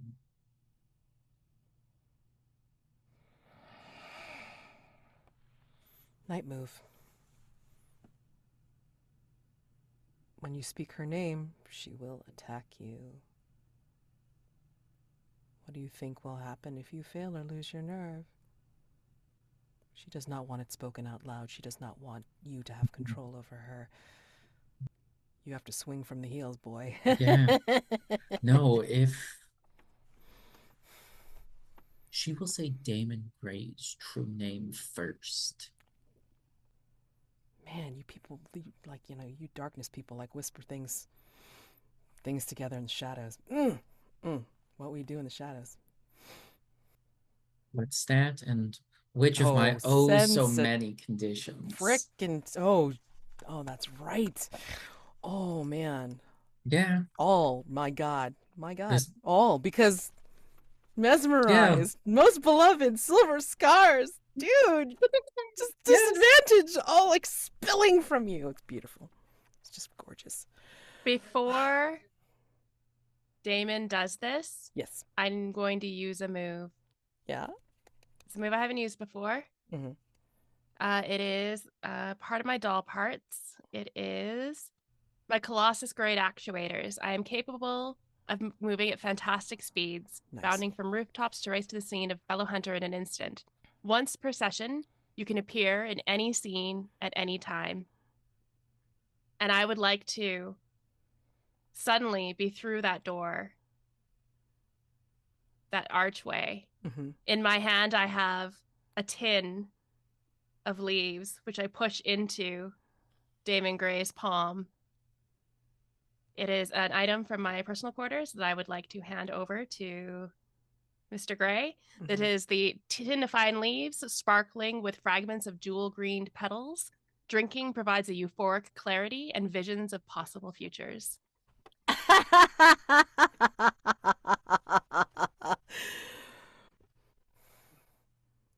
I'm just going to assume you can also eat it. It's just even more powerful when you eat it. It's not diluted. Disadvantage canceled, and you can have some some crazy ass visions, doing this if you succeed, if you make a hit. And of course, as always, if he's really in trouble, treasure, you can totally pop in with my person Friday if you really need to. So that is a 13 total. You tell me, with a combination of all these things, help from your friends, and one hell of an acid trip, whatever. pulling off the name first. And what happens as Hazel Beaumont tries to advance on you? And As I feel like the image to me is like, you're getting ready to speak, she's getting ready to speak, and it's a yeah. What happens? if I may take Marybelle for just a moment. I think both of our mouths are open, tongues in the first position of the words, and Marybelle rushes in, and a little tea drop pops onto Daymond Gray's tongue. And his eyes go wide. And what color are Marybelle's eyes? I think they're glassy blue.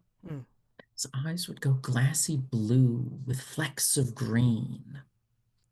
And as if a spidery hand writes a name, I think for just the flash of a moment, Daymond Gray learns the true name of everyone in this glade. The name of who Marybelle's human was. The name of Treasure's name in a language that hasn't been spoken for a millennia. Damon's name in the language of the demonic. The name of the sisters Syndulla, and the fact that their name is one and then the other backwards, palindromes of each other. And then the obligation, the feeling of owing someone a debt, the knowledge that they are there to collect, that they've provided you with something fantastic. And that is what gets said. To everyone else listening, it sounds like gibberish, nothingness. But what And does it do? And it forces the seamstress to shut her mouth, her lips sewed shut with her own silver threads. And the sister Syndulla would walk towards the archway and begin to spin a door, opening it, and Daymond would walk forwards to the seamstress. You may still have him when the time is right, but now he is mine. You may take this as a parting gift, and he would plant a long kiss on her still sewn shut lips. When the time is right and not a moment before, and Daymond will allow her to leave of her own accord. She raises a hand in submission and says, or tries to say, something. Threads will unbind themselves, allowing her to speak. You have won, Mr. Gray. I will leave, and I will expect treasure when the time is right. But know this,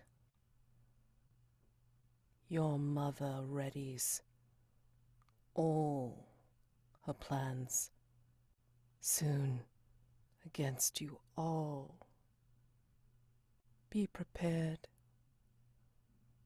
And she will turn away and gesture to the sisters to join her as they disappear into the archway and the hedge, as if they were never there.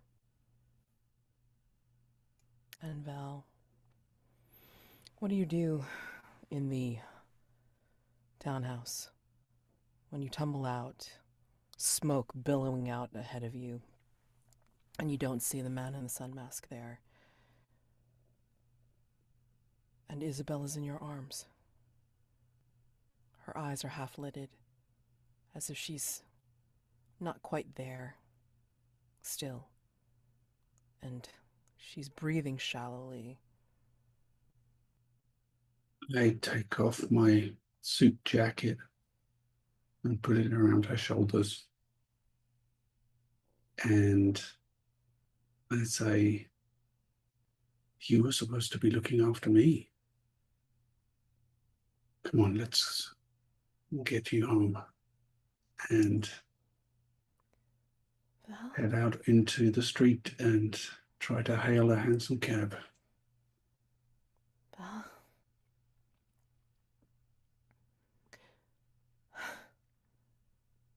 So strange.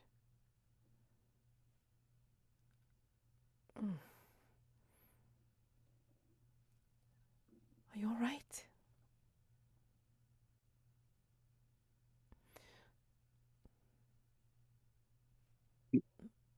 I'm not quite sure.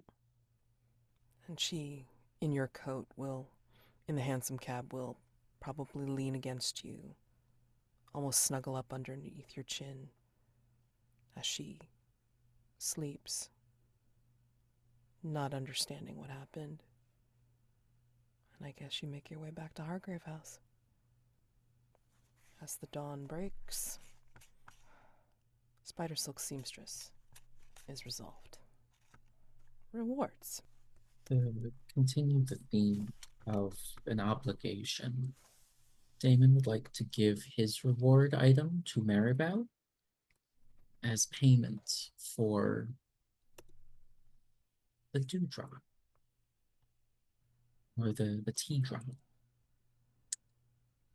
So Marybelle, you may pick mine and take it for yourself. Flawless suit or gown, somehow perfectly tailored to your measurements, added to your personal quarters. Sir Richard's silver-rimmed monocle allows the wearer to see through a disguise or spot a hidden clue, added to your personal quarters. A music box, inscribed Dance of the Sugar Plum Fairy. However, the tune it plays is unrecognizable, causing strange dreams and delirious visions, added to your personal quarters. And finally, a Venetian mask painted with crescent moon and stars. The world appears more colorful through its eyes, but may cause temporary blindness if worn too long, added to your personal quarters. They're all really cool, so I don't really have a preference. If anyone has a preference for a thing. I kind of like the idea of the Venetian mask going to Val because of the interaction with the Man in the Sun mask. It's like the That opposite. works. That works, yeah. Go for it. If you're up for that. I just think that's a cool, contrast. She gives me a good idea as well. Nice. I could definitely use Sir Richard's monocle. I can attach it to my spectrographic optical things. Perfect. It'd look really cool. No, I think I'd take the music box. And may I give the flawless suit or gown to Marybelle? I did promise them both a new set of clothes, and It's true, you did. they used their last personal quarters item on me. I will gratefully take it. Thank you. Awesome. All right, let's go through some Dawn questions. Hunter's answered a question, damn straight. Hunter's resolved a threat, yes. Treasure, did you experience an echo in the night? Yes, I believe so. In the various items that the urchins had pilfered, I tried to make each of them an echo of something that had come before. Okay. That works. Yes. Definitely, I can see that. Did you demonstrate obsequious behavior toward your employer in front of others? I feel like yes, especially last session when we were at the apartment. Definitely. Did you ensure your employer got credit for your triumphs? Yeah, I don't know about that. I don't know that Treasure had necessarily big triumphs to pass on the credit for. Yeah, I agree. I mean, there wasn't anything that you did that you touted as being Damon's doing. So, but take the points you do get and add that to your XP track, okay? Towards advancement. Daymond definitely answered a question, resolved a threat. Yep. Did you experience an echo in the night? Mark's expert manipulation with the champagne. Okay. Did you counsel someone using your supernatural affinities as the basis for that advice?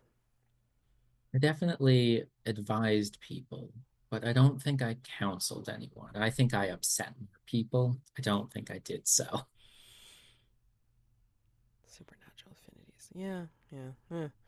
Did you have a face-to-face encounter with a dark entity? Which one didn't I have an encounter with? There was Kemuel 3 sessions ago, the seamstress this evening. Yes. Yep. Oh my god. It was great.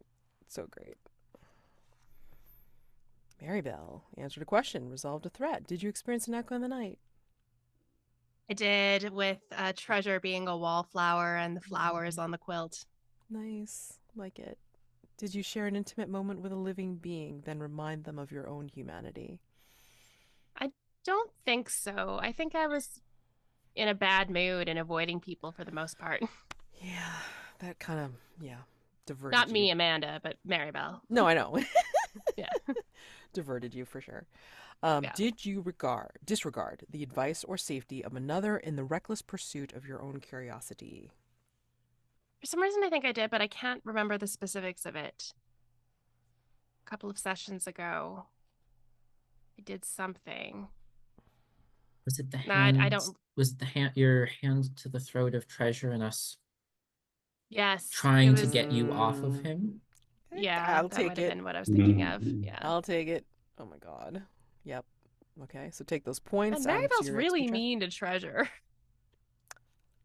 Can't wait to see how that pans out. Really can't wait. Yeah. Oh, and then go ahead and, if you want to change your elective dawn questions, please do so. Okay. And Val answered a question, resolved a threat. Did you experience an echo in the night? I don't think so. No. I'm going to argue yes, you did. Oh, Because really? you were, for your particular unseen, you were mentioning how it was cold and uncomfortable and, brain, hold on. Yeah, violence and just like, getting the job done and everything like this. And then, like, contrast that. Because remember, Echo and the Nights don't necessarily have to be matchy-matchy. It can also be things that can contrast with the images and the themes. So, I mean, like, contrasting that with the opulence of the ballroom and the masquerade itself, I think you can call that an echo. In reverse, but still an echo. So take it. Take it. Yep. Did you defend your vows at the expense of yourself or others?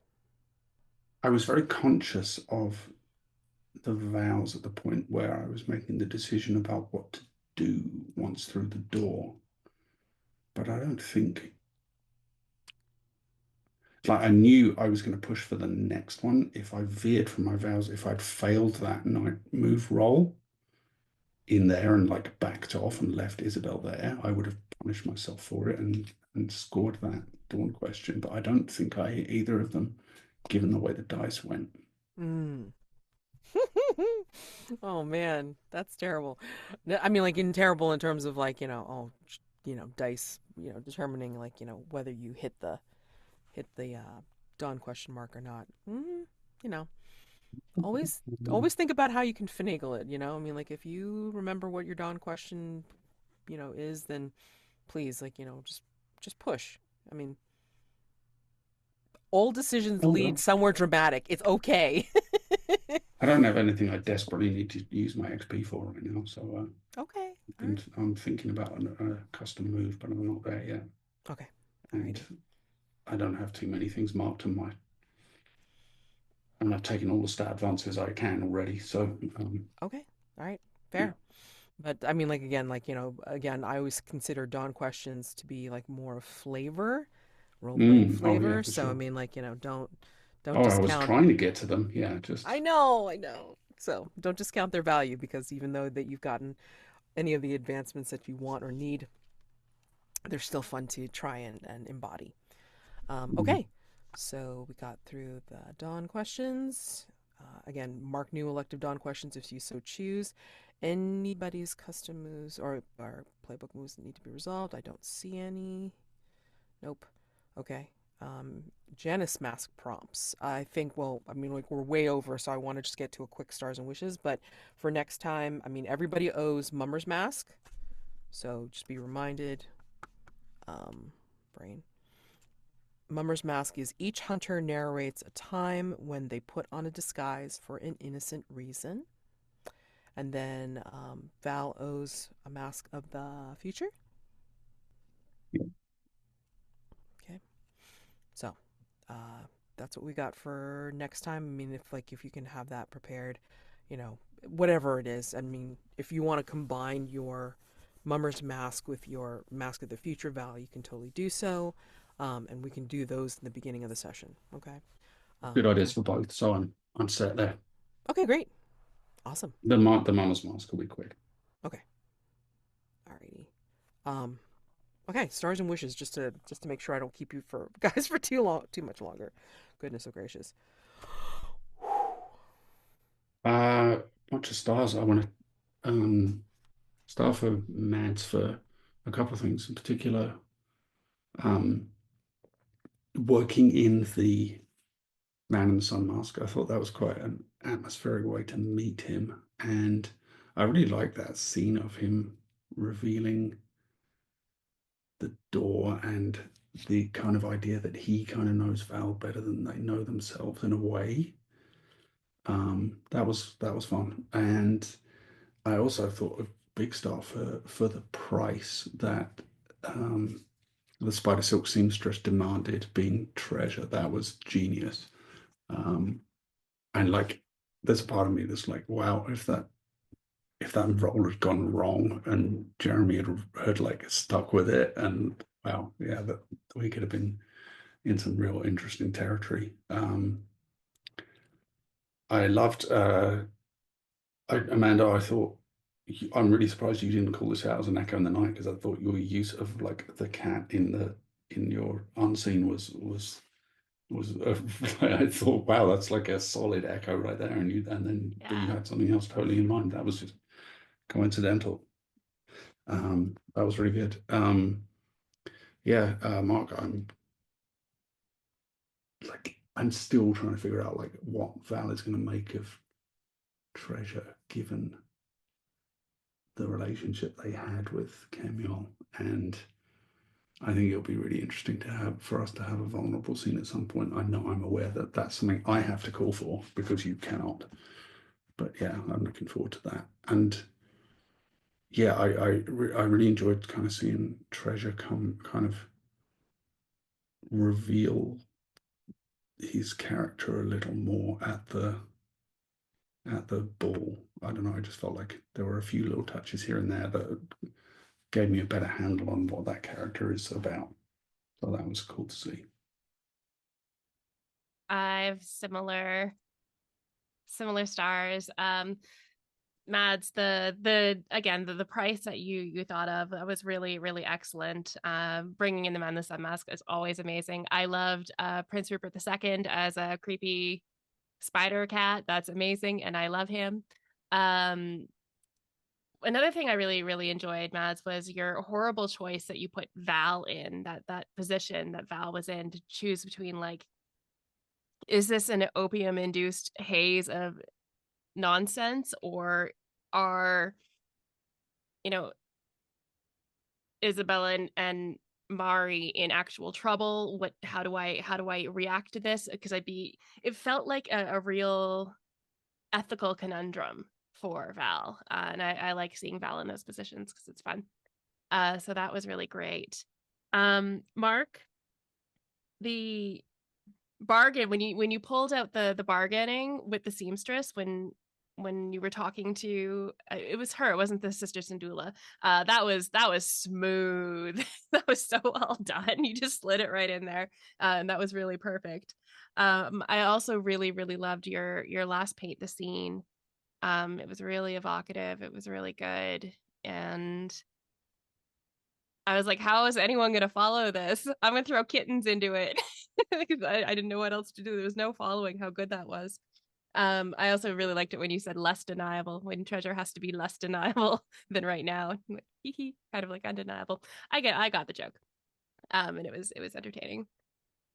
Jeremy, all the stuff with how Mr. Grey was dealing with the Sister Sandula and how he was dealing with Miss Beaumont, like it was so perfectly in character.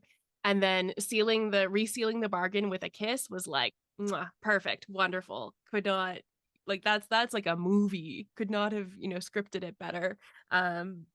The dice were exceptionally mean to you today, but they came in clutch at the end, so that was awesome. I feel like the dice were coming at you to make everything as dramatic as possible, and it worked. So that was really, really great. As for a wish, I want to see how Treasure and Marybelle deal in a scene together, because I feel like I don't actually know how that would go, and I bet it would be entertaining. It'd be chaos for sure. So that's definitely one of my other wishes actually came true. One of my wishes that we got to see the Man in the Sun mask at some point. So that was wonderful. Yay. I'll try to go quick here. Amanda, one of my favorite things from the whole session, and it was early on, but it played into my mental imagery for the entire session, that Marybelle's outfit for the masquerade included a burlap sack with holes cut for the eyes. And so that I was seeing that playing out through the whole night. It was amazing. Such a fun idea and so perfectly in keeping with her character. Rob, I love the moment of Val holding out his hand to Mari. And then what an awesome time for the dice to come through strong and allow Val to rescue Isobel. That was just like amazingly dramatic.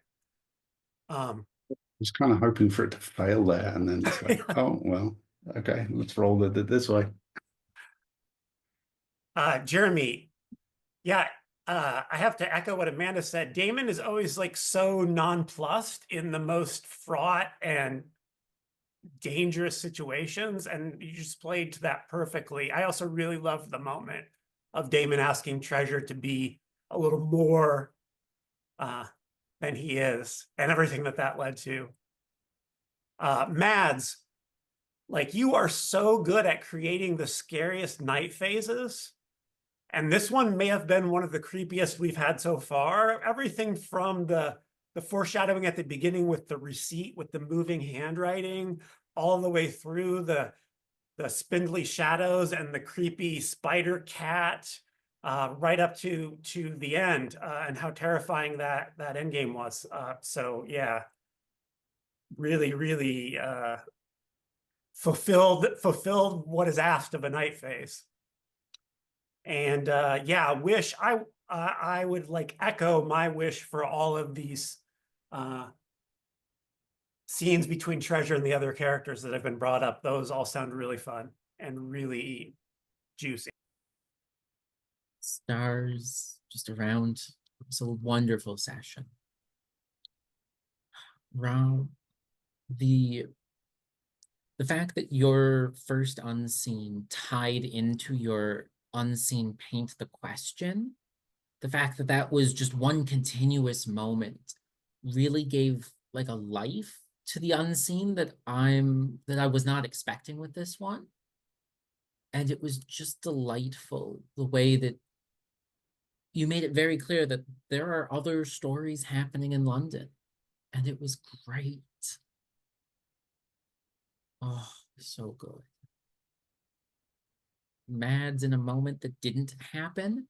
The way that you described the slugger and Kemuel being one, you with all the physicality of the slugger and all of the poise, grace, and creep that is Kemuel, confronting Val was delightful.